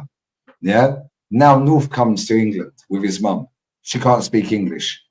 Now he's got to go and beat everyone up because now they're bullying everyone. Yeah. Now they're getting bricks through the window. Now the Pakistanis, the Indians, the Italianos, the Polskis, Romania. Yeah. Now everyone's cool, kind of. Yeah. But here, North, you've seen it. We met them French guys. Yeah, and bro, they could have weighed us in because they were fucking chaps, bro. They were never from Paris, yeah, from the ends in Paris as well. When we FaceTime Rashid, because Rashid's French Algerian, when we FaceTime Rashid, he was like, yo, don't fuck with these guys, you know. He was like, they're from the ends, they're from ghetto Paris. We all shared a beer together, and we went, and I took he had the bag because they were queuing up because he looked like Camavinga. I took his bag, he had a shirt in there. I could have just fucked off with his shirt. He didn't even know I had it. Nobody cares, bruv. Everyone's calm in this country. In England and America, it's a perception. I think that, you know, not sure I can totally agree with that because when I used to go to Arsenal back in my youth and you had all the firms and all that, the Arsenal firms, right, 15% of them were black, at least. Yeah. Probably more. But they were British black, no? Yeah, I mean, but it didn't matter. It didn't matter. No, exactly. Thank you. But now, Jez, fast forward all these years later. Sorry, go on. Sorry, Jez. Sorry. A lot of my very good mates, right, at football, right, were like Kenny Ken and Northside. Nigerian. Portuguese, Jamaican, West Indian. Yeah, it wasn't a problem to me because at the end of the day, I grew up. But back then, to the majority, Jez, it was. No, but if you're one of us, you're one of us. That's the mentality back then, even now. It was because at the end of the day, we were a family, right? Thank you, and not this gay family, Haram, that Arsenal have now. An issue. There was none of look. When I used to go to my local pub was the old Gunnersbury, right up Gillespie Road. It's gone now, sadly. Great pub. Most of them. My granddad's pub, and been there for a long time. I used to go in there, my mates, and they were black of all different creeds. Indian, black, Italian. And we used to go in there, and we were a fucking great time. There was no racism at all. There was no, oh, you can't come in here, you black, blah blah blah. Yeah. Facts. We were all, but Jez, that's because you were a firm. Well, so it's us against them. We were all friends, and thank you, and that is what I'm saying. Me and Noof, me Rashid Noof, it's the same now, but only now. Yeah, and respectfully, Jez, I don't want to belittle you because you know I'm not like that, Jez. No, respectfully, now, that is elevated 100-fold, which is for good and bad, because now there's toxicity either way. It's it's raw, you're racist, but now you get me, Northside Rashid Cole, all in Madrid, going to Colombian clubs, Dominican clubs. Yeah, we're speaking to market opportunities everywhere. We're speaking to fucking people from all over the world, and everyone's happy. Yeah. Whereas back then, and this is my point. Yeah, when I was on the train back today, I heard that there was Zia's in the chat as well. I was going to FaceTime you, Zia, yeah, because there was a family sat in front of me on the train in first class. So that's how I roll. Yeah, it was only €37. Yeah, and the kid was called Zia, and he was about 15. And they were Sudi. I don't know how to be right, but I did pronounce it right. Fuck you, Zia. I pronounced it right. But back then, Jez, what you're saying, was minimum. There was only, if you're part of us, you're part of us. We don't care where you're from. Now, that's elevated massively. And there's only a certain few countries on the planet, Jez, that this shit don't roll. That are mad racist. England's mad racist. America's mad racist. And that's not to disrespect any Americans or English in the chat. I'm English. I know North and I and you, we all have mad Americans that follow us. Not mad, but a massive amount. America's massively democratic, fucking so on and so on, all over the gaff. Yeah, same with England. It's very divisive and very racist. France is similar. Yeah, England, Jez, you couldn't be sitting there. Yeah, well, I don't know about Japan, although my missus' kids are half Japanese, and if they see somebody there that looks like Northside, it's a bit of a problem. I can't lie. Yeah, no, real talk. North, you know, I've told you this before, innit? Yeah, Mrs. Lee has told you this before as well. Yeah, right. But at the same time, I don't give a fuck what you look like, what color your skin is. Yeah, whether you're gay, lesbian, trans, I don't care. North, the fact that we walked outside that fucking stadium yesterday, yeah, and we see them two French lads, and I was like, yo, that guy looks like Camavinga. That's underbelly. Is that underbelly? Because I was like, yo, look at my man. It looks underbelly. And you said, yo, where you from? You spoke to him in Spanish. Where you from? Yeah, Paris. Yeah, but they were fucking calm. We went and had a beer with them. We went and sat down, Jez, and had a pint with them. Yeah. They were so fucking nice. It was unbelievable. You wouldn't like that, mate, right? That's coming here right now. Fucking size of that moth. Jesus shit. Oh, fuck them off, Jez. But no, Jez, real talk though, yeah. There's so many people that say I'm racist. Cool, say I'm racist. There's so many people that say that you're racist. Yeah. He could be considered racist. Yeah. Anyone. They just try and cancel anyone, Jez. Fuck these people, bruv. Yeah, because you know what? The way these people have moved, yeah, North, you've seen it. Yeah. We haven't been pinning comments when we've been live because we were doing the thing and it was distance away and we're just reading the comments. We can't pin them. Some of the shit I have seen in the last 7 days when I've been live or on the vlogs, yeah, and I ain't looked at every comment, yeah, but I've seen a lot of the comments, yeah, fuck you all. Anyone who's chatted shit to any of us, yeah, go suck your mum with McDonald's straw. And I hope it stinks like a pussy, bruv. Yeah, because real talk, yeah, anyone who knows me, and the real ones know me, which is why they tuned in. The ones that watched on playback, not all of them, yeah, oh, this guy, oh, he's a nonce, oh, his daughter should... North, I showed you some of the comments, innit? And I was telling you on the phone, yeah? Bro, where was the 2,800 people that are watching live when I'm talking about Arsenal? Why was there only 289 people watching live? Oh, because we're happy. Doesn't suit the narrative, innit? Ain't my fault you can't click me up today or Deporter. Even the time that we were there, yeah, we were like, how many clips do you think they're gonna make of us being happy? Because the whole time we were there, we was happy. Do you know what I'm saying? I didn't watch the game. You guys watched the game against Newcastle. Yeah, you snaked us. I can't lie. This guy, he was hungover. He was hungover. Let me sleep. Let me sleep. Let me talk. You're not going to see any clips about that. You're not going to see any clips about when you're making the vlogs and we're walking around, we're just having a laugh. And what they try and do is find a negative because they're angry and bitter at the fact that we're still having fun, even though they know we're upset with Arsenal. So because we're not talking about Arsenal, oh, look at the way they took it to girls. Bro, shut the fuck up. Do you know what I'm saying? Oh, they're so dangerous. That's what they were saying, Jez. He's dangerous. They weren't necessarily mentioning North. They were mentioning me. Why? Because it was on my channel. Oh, I feel, this guy has a daughter. The way he's bringing his daughter up, she should be worried and the family. And I'm just like, bro, my daughter lands at fucking 5 p.m. today. It's gone midnight now. See 15 days, bro. Yeah, my daughter's going to have the greatest time of her life. The daughter I don't see that I fled the country because I don't pay maintenance. Yeah, I'm paying for her entire fucking family to come here. Yeah, not that matters. However, I'm then going to go and pick them up. Bear in mind, I've got about 7 birthdays in August to pay for. None of them are their birthdays.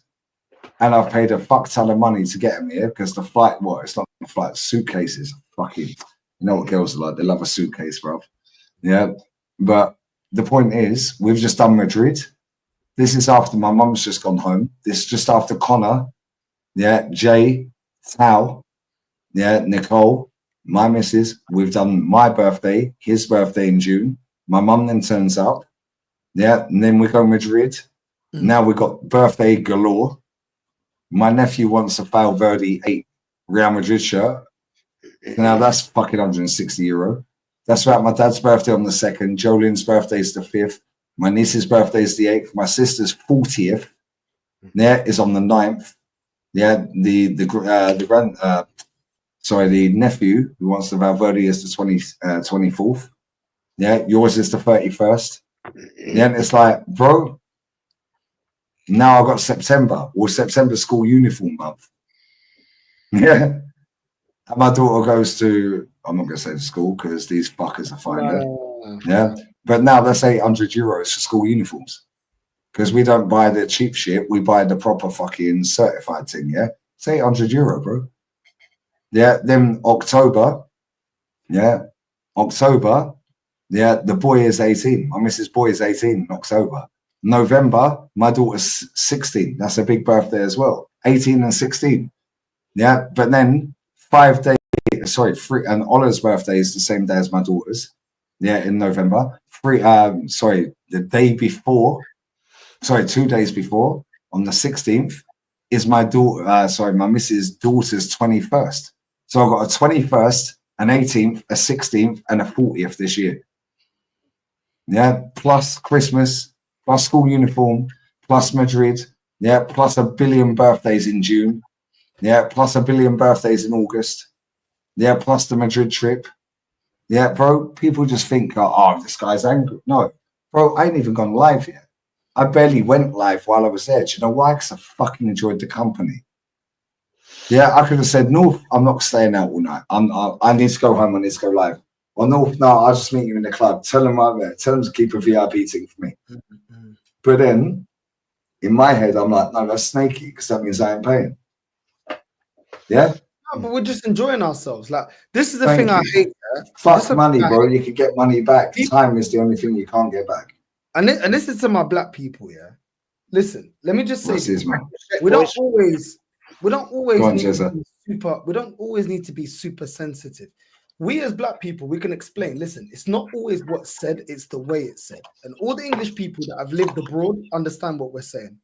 When you go abroad, they don't necessarily get told, Lee's face this, you English this, that. Yeah? Bro, I see it today. Sorry to cut in. Let me just say this. Bro, that taxi driver, right? So when I typed in, I booked a hotel, yeah, because I stayed with you because your flight was late. We did the Bernabeu. I was supposed to get my train at 3 p.m. 3 minutes past 3. I said, no, fuck that. I'll stay. I'll just get an Airbnb or a hotel. I'll go mañana. Because I can work when I want. Bro, I was knackered. I slept so fucking long. But I waited for you to land. Then I ordered a pizza. Then I went to bed. Yeah, you know this, yeah? I woke up. And I was like, boom, boom, boom, boom. And it said the train station was around the corner. This is how stupid I was because I was so fucking worn out.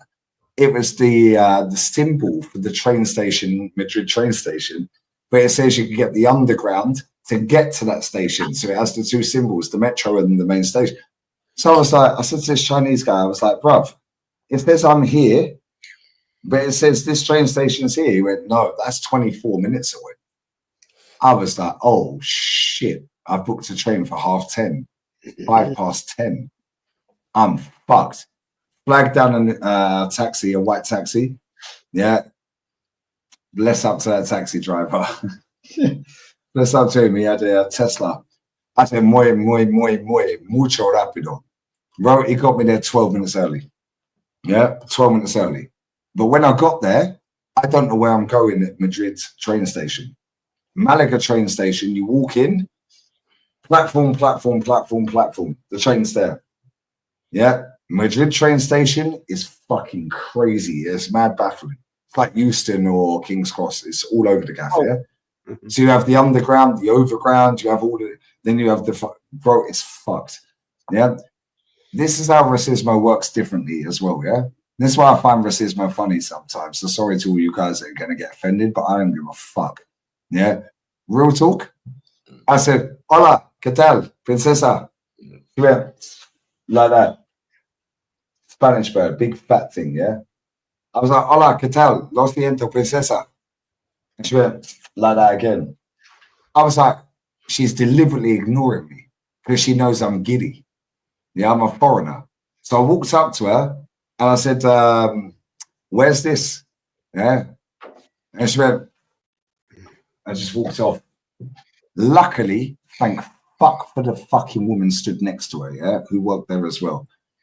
She scanned my fucking ticket. She went, go down the escalator. It's literally, line 8. It's right in front of you. Go down the escalator, turn right slightly, and it's right in front of you. She goes, you've got 11 minutes. Yeah. That bitch was racist towards me because I couldn't speak Spanish properly. She was like, and that's calm. I found that funny. However, if I'd missed my train, I would have been fuming. Yeah. But when it comes to a different color skin, I get it's more elevated because for us as white people, Jez, yeah, right? What's the worst we get? We get dickheads like her. Yeah, we get giddy. Not Choc Ice. Fucking that's Ashley Cole. Sorry, my bad. Yeah, right. Rio or whoever the fuck it was. Fucking racismo. Nobody cares. Right? Real talk. Yeah, but at the same time, the worst I get is honky. Yeah, ice cream. Yeah, Milky Bar Kid. Or just people that are just, like I said to you before, Ellie Emmy Azul. But she taught me how to say the name of the cigarettes properly, but she was just rude with it. That bitch today was fucking rude. Yeah, but I was in no mood to fucking deal with her bullshit. So I was just like, yo, I'm going through anyway. I don't give a fuck. I've gone through security. You have to take your passport on the train in Spain. You have to scan. It's like going to the airport. Yeah, you have to scan your shit. I was like, I'm in no mood with this bitch. I was like, listen, do you speak English? Yeah, she was like, yeah. I said, yeah. She went, go down the escalator, slightly turn right, line 8. She goes, you got 11 minutes. I kissed her on both cheeks. I was like, mi princesa.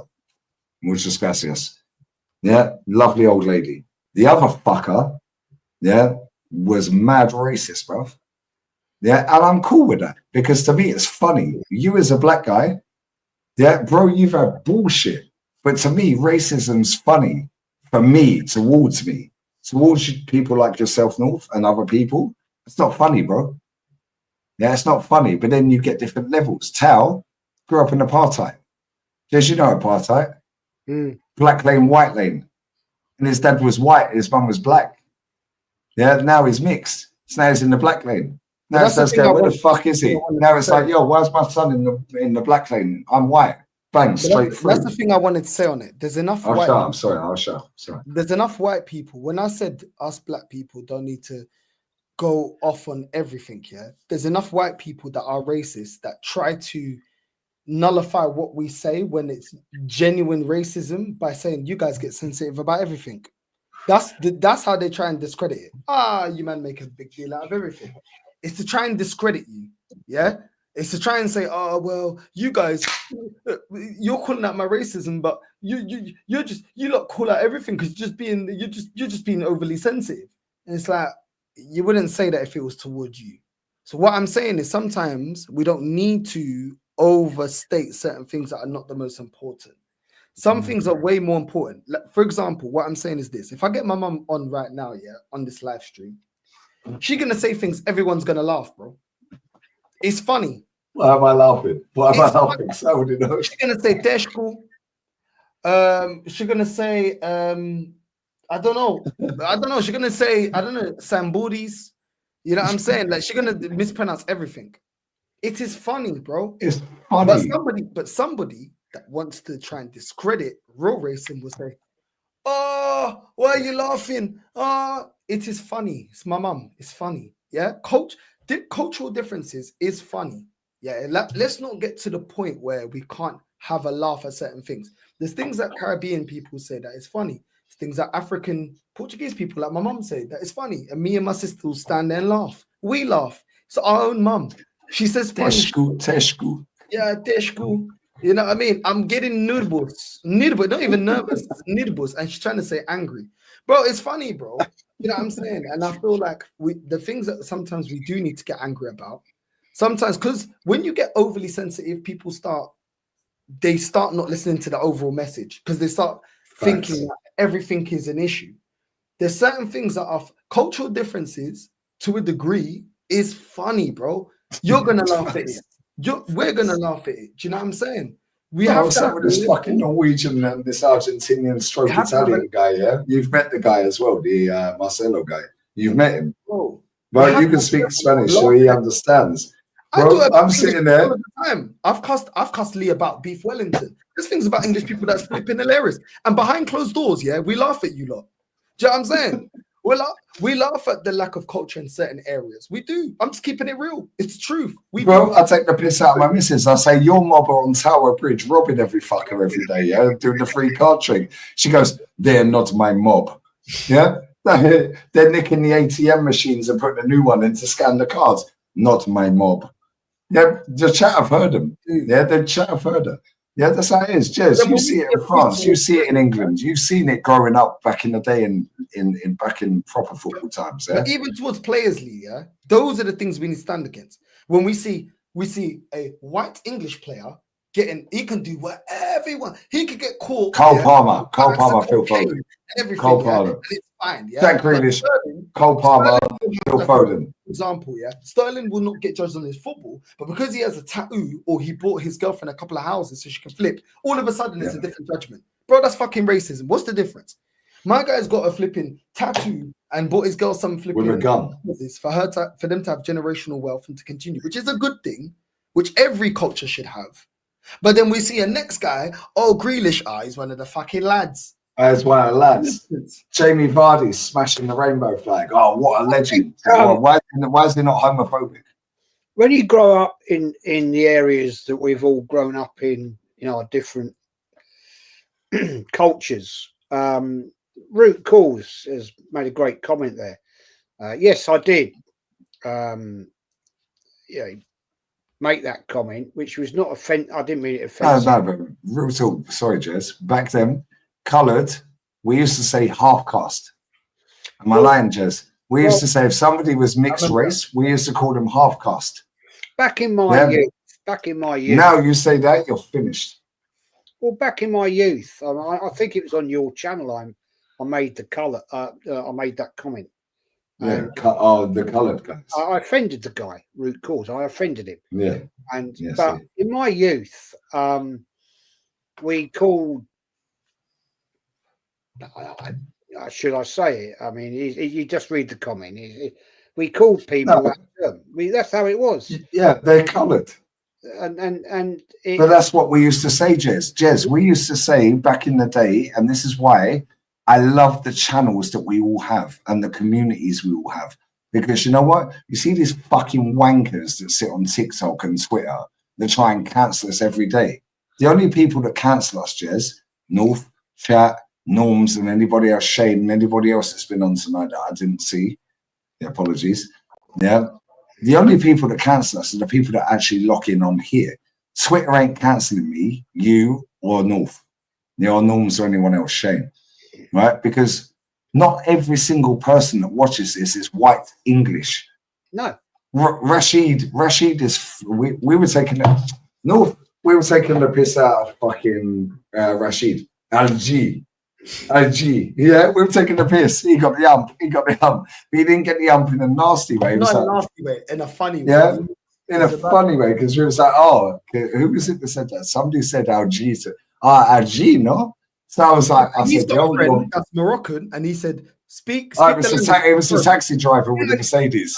LG. I said, just LG for the rest of your life, you're finished. He's got a friend that's Moroccan that only speaks Spanish. And he said, you ain't Moroccan. You only speak Spanish. I used to go down to West London, right? I used to go to a bar, still there, I think, called the Marquee Rock Bar, where some of the most amazing bands we've ever seen in our lives started in the 60s, 70s, 80s, right?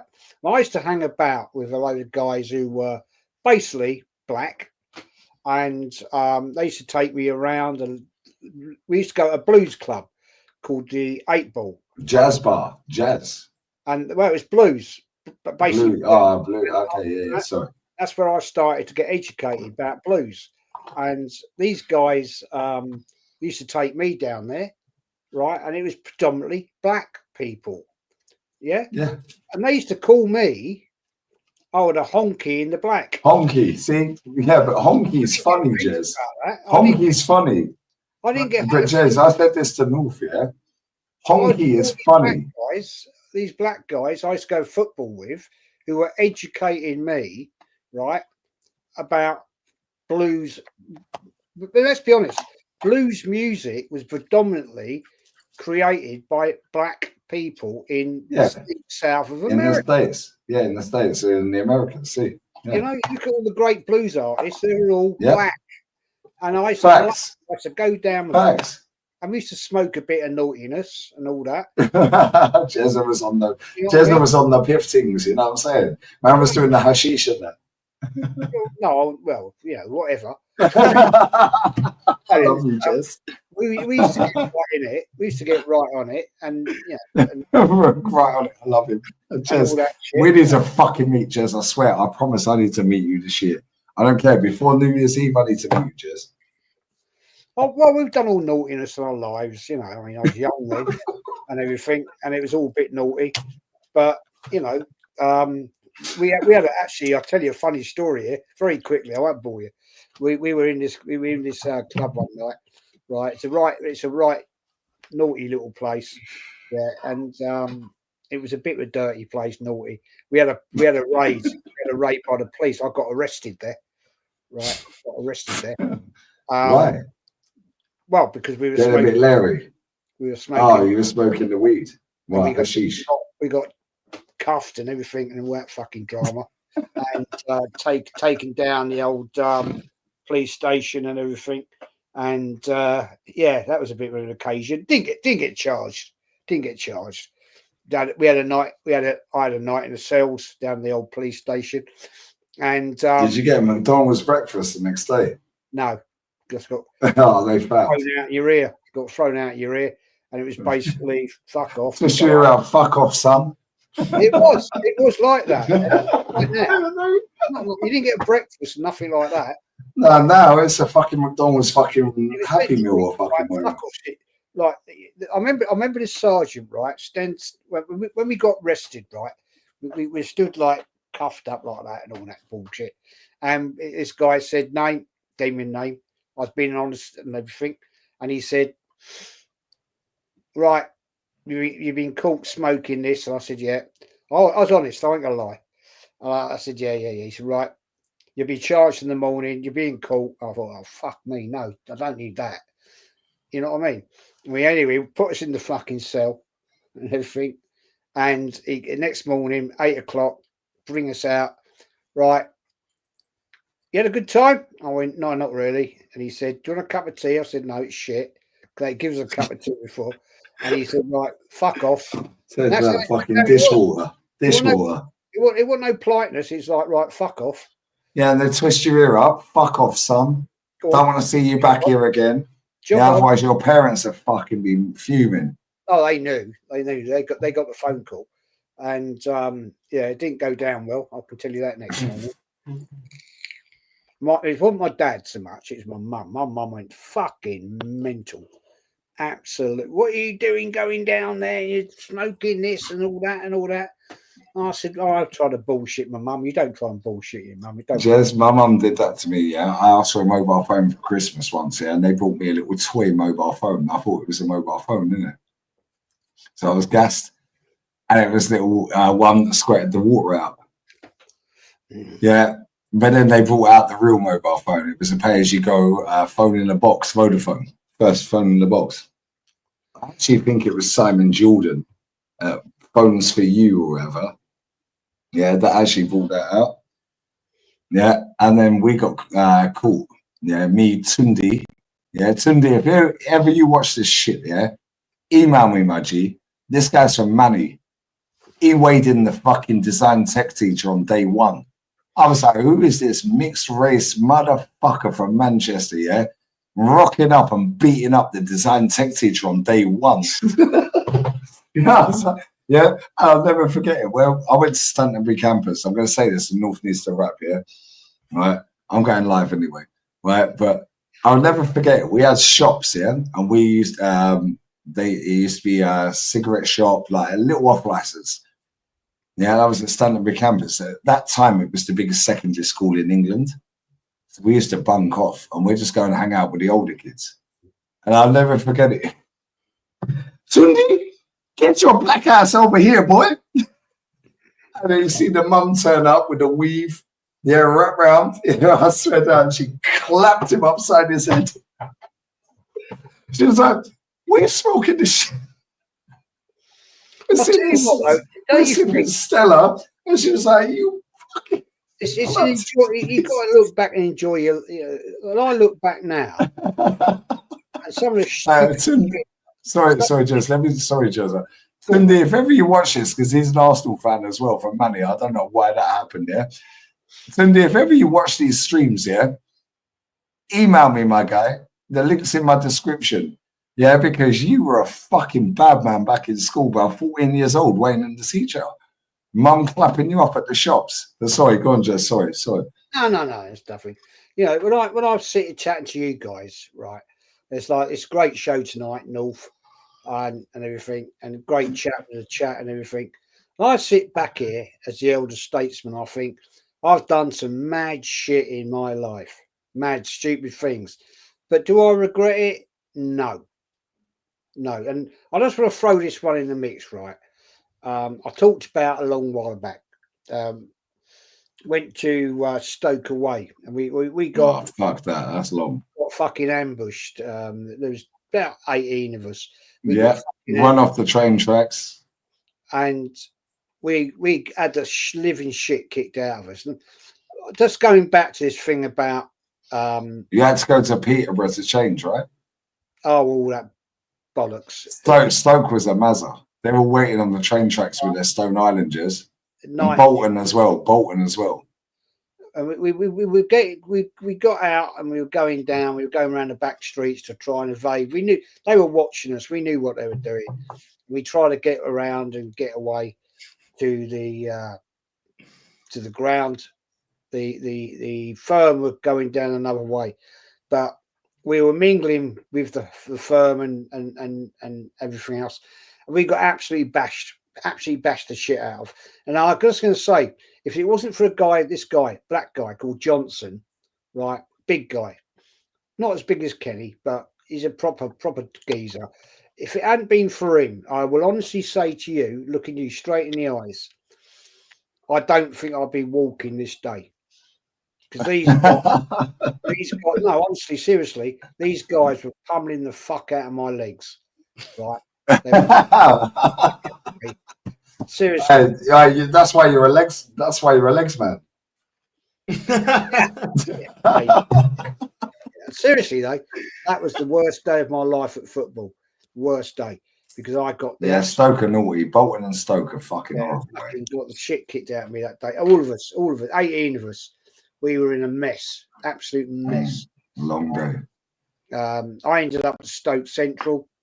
In an ambulance, and 3 days I was there for that, and they were proper naughty. But that guy Johnson, who was member of the herd, right? One of my buddies, he came over. You still see him? Yeah, Johnson's around, man. Yeah, when you go back and do the Christmas thing and all that, and you go back to, you still see him, yeah? Yeah, still see him, mate. Yeah, he's what? Big up to him, mate. About what, 70 now? 70 odd. Fucking hell, man. No, he's a nice guy. He's a lovely guy. These youths don't know, North. They don't fucking know, brother. Man don't know about nothing. They don't know about war. You know what I mean? They don't know about war, man. Them Frenchies, very quickly, because I know North's going to redirect to me. I'm going to go for a shit and I'm going live. Yeah. North, them lads are going to Lisbon. Yeah. We're not going to say too much. Yeah, but they went Barcelona, them French lads we see outside the Bernabeu. Yeah. And I started talking to him. You started talking to him. Yeah. And then the Saudis turned up and started queuing up for selfies. I was like, more of a cisma, no? Yeah, I didn't know they were French. Yeah. But even I said, yo, you look like Camavinga. And he looked at me. I was like, more of a cisma, no? He started laughing. Didn't he? Then he started chatting in Spanish. Then we FaceTime Rashid. Yeah. And they were just busted up. You can't eat a banana in the street. No ice cream in the street. That was fucking funny. We need to do it on another street. We need to get Rashid. Bro, that was so funny. We need to get Rashid on the stream for that shit, yeah? Because that shit was fucking hilarious. You man don't know Rashid like we know Rashid. Trust me, that guy is so funny, bro. We're going to do a podcast on Rashid's channel. Yeah, It's too I funny. swear down, that guy is fucking funny, Too man. funny, bro. Man said Lee's totally pissed. Peter, I'm not pissed. My voice is fucked, so it makes it sound like I'm pissed. I'm not pissed. Yeah, Nah, I but can't we be need to pissed. I have to show pick my daughter up in about fucking Lee, 13 hours. We have I'm to not pick up. pissed. We need to start that show with Rashid. What would Rashid do in a time like this, bro? You man that don't know Rashid yet. Rashid, do you know what it is, Jez? Yeah? Like you have your show with the old school with Kenny, with DJB, yeah. Jez, I swear, chat. I swear, you'll never, ever, ever get Rashid's banter and his personality unless one of us two or both of us two fucking wind him up. Yeah, because this guy, you cannot break this guy. He will not get rattled. Then it's like, why the fuck's this fucker not getting rattled? And it's just like, oh, is it? It's the facial expression. It's like, yo, that's gay. That's haram. Rashid's a legend. I love Rashid. It's funny, man.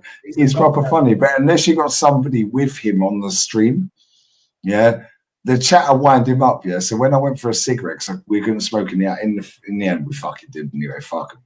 Right. But then as soon as I left him, you know my chatter's savage, isn't it? Right? They're fucking crazy. They violate everyone. Yeah. And they went, you look like a B-Tech Glenn Johnson. Oh, Christ. And it was like, Yasser was on the phone to you, going, yo, I've seen this guy move to girl. Yeah, he looks like a traffic warden. He looks like a traffic warden, yeah. Yeah, and he was like, why would you say that? He ain't even getting angry. It's like, how do we fucking piss this fucker off, bro? No, we tried to piss him off enough, innit? You can't piss this fucker off. No, you can't. You can't. You can't piss him off. And it's the same with you, Jez, yeah? Same with you, DJB and Kenny. When have you ever seen Kenny get really mad aggressive on a stream? Doesn't matter what you say. And I've tried enough times. He's just chill. That's Rashid. He has a couple of times. But he don't go like fucking swearing. No, you don't get full blown. You don't get. No, but that's the same as Rashid. You can't trigger him. You cannot rattle this guy because it's like, yeah, that's a bit weird, isn't it? But it's the face when he says it, isn't it? He's got this amazing ability to take people down. Same as Rashid. Verbally. And he's like, puts them to bed like that. Bye-bye. And I sit there and I go, okay, fair enough. We'll move on. Rashid's the same, Jez. Rashid's the same. Doesn't matter how many times we tried to piss him off. And trust, we tried to piss him off, didn't we? Yeah. I was like, why would you do that? That's disgusting. Not even on stream, just off stream. Then his it's like one-liners are too funny, and his facial expressions. expressions. It's the face. It's the facial expressions. It's the facial expressions that it's too funny. It's like, why would you say that? You just start laughing. Funny, man. He's like, that's gay. He's like, he goes, that's haram. He goes, no, he goes, eating. So we see them gay guys walking down the street eat. No, it was the girl them, the lesbian girls. Yeah, and they were eating the ice lolly. And I was like, yeah, one of them's a piffy, yeah. He goes, yeah, but a guy can't walk down the street eating an ice lolly. He goes, that's haram. That's gay. Yeah. So he was like, why is that gay? We were trying to press him, Jez, pause. We were trying to fucking rattle him, again, pause. Yeah. And he was just like, because it's haram. Man even said you can't tie your shoelace here without your back against the wall because you can't have nobody walking up behind you. That's gay. You know? He said to the French lads on FaceTime, he goes, you can't eat a banana walking down the street. Even the French lads, yeah, they were like, when we hung up the FaceTime, they said, right, I said, we all need to meet up with Rashid at some point. They went, so I understand now, yeah, the Caicedo lookalike, racismo. Yeah, he said, so I understand I'm not allowed to eat a banana flavored ice cream in public doing up my shoelaces. Does Rashid drink? Well, I prefer not to speak, Jed. I didn't see it. I didn't see it. I didn't see it. I prefer not to speak, Jez. I prefer not to speak. Why'd you ask me? Why'd you ask me? No, true for us to for them. I prefer not to speak. One thing I do know is he prayed every day. Fair enough. Yeah. Yeah. On that bombshell, we probably should wrap this up. Yeah, big up to everyone that's locked in. Jez, shout out your channel, mate. The link is in the title. Hey, Jez, you hit 10K yet? No. It's My on subs route. have Fuck's gone down. sake. No, they've gone down. They've gone down. Don't know why. Fuck those. Fuck that. That's racismo, Jez. Racismo. Nah, man, come on, It's Jez, an man. Just underbelly do some colour clips, thing. man. It's some underbelly colour thing because he's white English. That's what it is. Underbelly. do the clips, man. Do the transfer clips. Trust me, Jez. Do the transfer clips, man. Man, love it. Yeah, clip up a load of clickbait bullshit. You'll be on 50K, Jez. You know, I've got to the point now. I don't care. To be honest. Yeah, it's better like that, you know. It actually is better. Like it's better. It's better. It's actually better when you're just like, I just do what I want and that's it. Yeah, they've gone down 4 in the last day. Don't worry about the numbers, Jez. I told you from time. I told North from time. Stop watching the numbers. I don't bother. Yeah, stop watching the numbers, Jez. Jez, I've not even checked my numbers. I don't even care what how many views are at. Who cares? Yeah, they either watch or they don't. Yeah, there was 289 people watching. I know that much, so I see it live. Yeah, I was at the Bernabeu 2 hours, over 2 hours with Stream North, and I see some of the comments today. Yeah, so I went on studio. Yeah, because one of my friends texted me and said, "Yo, the comments on your live at the Bernabeu are mad. They're cooking." Yeah, I was like, "What did I say?" Yeah, so I went to studio, and they're just crying because I was chirping that girl. I was saying to you, "Oh look, that girl over there's sexy." Ain't my fault you can't chat to women. No, it's what it is. Ain't my fault that you can't have friends that you can talk about women because we weren't even going to chirps in these. But we were concentrating on the trophies, but these men don't care about trophies. This is why Man City are 3 Prems behind us. Well, No, you man ain't caring. we weren't even chirping up the girls. We were just talking between us, but it was live. Yeah, and I was going, "Yo, she's a piffy. She's sexy. Oh, wow, look at you. Baby, you got Instagram? No. Do you want to go for dinner later? No, I've got a husband. Cool, no drama. Why can't you say that? How did you get your boyfriend? How did you get your girlfriend? Because you went and spoke to them. But now, because I'm doing it on live and I'm with North, mass problema. Fuck off. Madrid, all I see in Madrid was sexy women fuck ton of trophies. Now, you know what it is, yeah? It's like Mourinho said. They cry in the morning, they cry in the afternoon, cry at the night. Only one club, they cry all the time. The manager, the fans, they cry all the time. Facts. And nothing ain't changed. This club keeps on crying. So this is why Jose was right. But Jez, shout out your channel, what you got coming up next, bro. Big up to you. Yeah, it's Jez is Arsenal. You know where to find me and everything. And what have I got coming up at the moment? Nothing. Not till next week or later part of this week. I've got my daughters here, my grandchildren. So bless up the princesses. Family. I bet that's cost a few quid. Yeah. It's family. Don't worry, Jez, I've got that for the next 15 days. Yeah, because all my lot rock up. I pinned the comment underneath that. Yeah, I am going home. We are going home on the 15th of August. I've had enough. That's now. when they all go home, Jez. That's when they all go home, yeah. And I'm going to be fucking literally in work mode, yeah, because the last 3 months have been a movie. I've had enough now. I want to go home. To be honest, it may sound stupid, but I've got a little bit homesick now. I want to go home. And so 50. Wifey's got in his head. The wifey's got. No, I'm joking. Well, no, we're staying for the wife's birthday, which is the 13th. When's her birthday? 13th of August, yeah? 30th of August. We're going out for lunch. Leo. Yeah. We're going out. This is what it is, Jess. They're all Leos. Yeah, you're not Virgo. I'm Virgo. 31st of August. No. So you're past the cutoff. See, that's why fucking Jay. Yeah, Jay, you pussy. Yeah, and his dad's here. Yeah, he's been going 53 years. I'm going to go and meet him. Not today because it's 31st. Mañana. It's the 1st. He goes back on the 2nd. He's been going 53 years Arsenal. Jay, his son. I always believed in my head. We went spring break. North, you messaged me earlier. Best holidays since spring break. Yeah. The same. I went spring break with Jay like 10 years ago. My throat and I feel fucked. I can't. I still feel knackered. Bro, and I swear I did 2 weeks in spring break with Jay.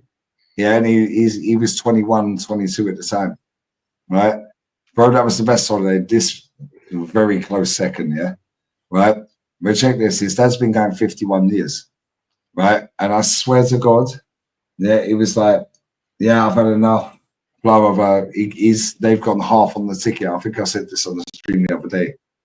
First time in his life, John has gone half on a ticket because he can't be asked, Jez. He's been going fucking since a junior. He's 60 odd years old, Jez. He's been going since he was 8. He's 61. Yeah. And he was like, I can't be fucking asked. This club's finished. But then you get these little upstarts chatting absolute bollocks. Yeah. And then we see a little upstart that ain't an upstart because when he see me and you, yeah, he asked for a selfie in the stadium. He was like, I've seen you on TikTok. I said, yeah, I know you have. Yeah. And then we educated him and he was like, oh, yeah, actually, you're right. Am I lying? Yeah. Am I like, oh, we're grooming negativity. Bless him. He's only 16. But no, Jez, real talk. Yeah. Bless up your time with your family, man. Yeah. Because you've done nearly 2.5 months out there. Yeah. You've had everyone out there. Yeah. You've made friends with the guy that fucking didn't like you. You didn't like him. Yeah, he now drops food off. Now you do your thing. He comes. Yeah, now he's your best mate. And this is the thing. Just as soon as you talk to Abla, boom, start talking to these people. It's amazing the connections you can get. Jez, when I went to the club the other night, I spoke to the guy. Boom, boom, boom. I've got his phone number on my phone. Yeah, he's the door staff and the promoter of 2 fucking big gaffs out there. Now and Mowgli. NAO and Mowgli. He goes, half price, bro. Dos personas +2. So now I just need to find the piffies, isn't it? You know what I'm saying? Yeah, and there's plenty of them around here, bro. The problem is they're mostly on the game. In Madrid, they're just promoters pretending to be on the game. On that bombshell, North, you're probably best to end. Make sure you're subscribing to Jez is Arsenal. Man, like Lee, Gunner, we're going to redirect right now, so don't go anywhere. Shane Gooner as well, Normski, big up to all the man them, the whole familia, and we're going to redirect now. See you guys in 2 minutes. Love. Big up Mr. Waffle. Big up Mr. Waffle.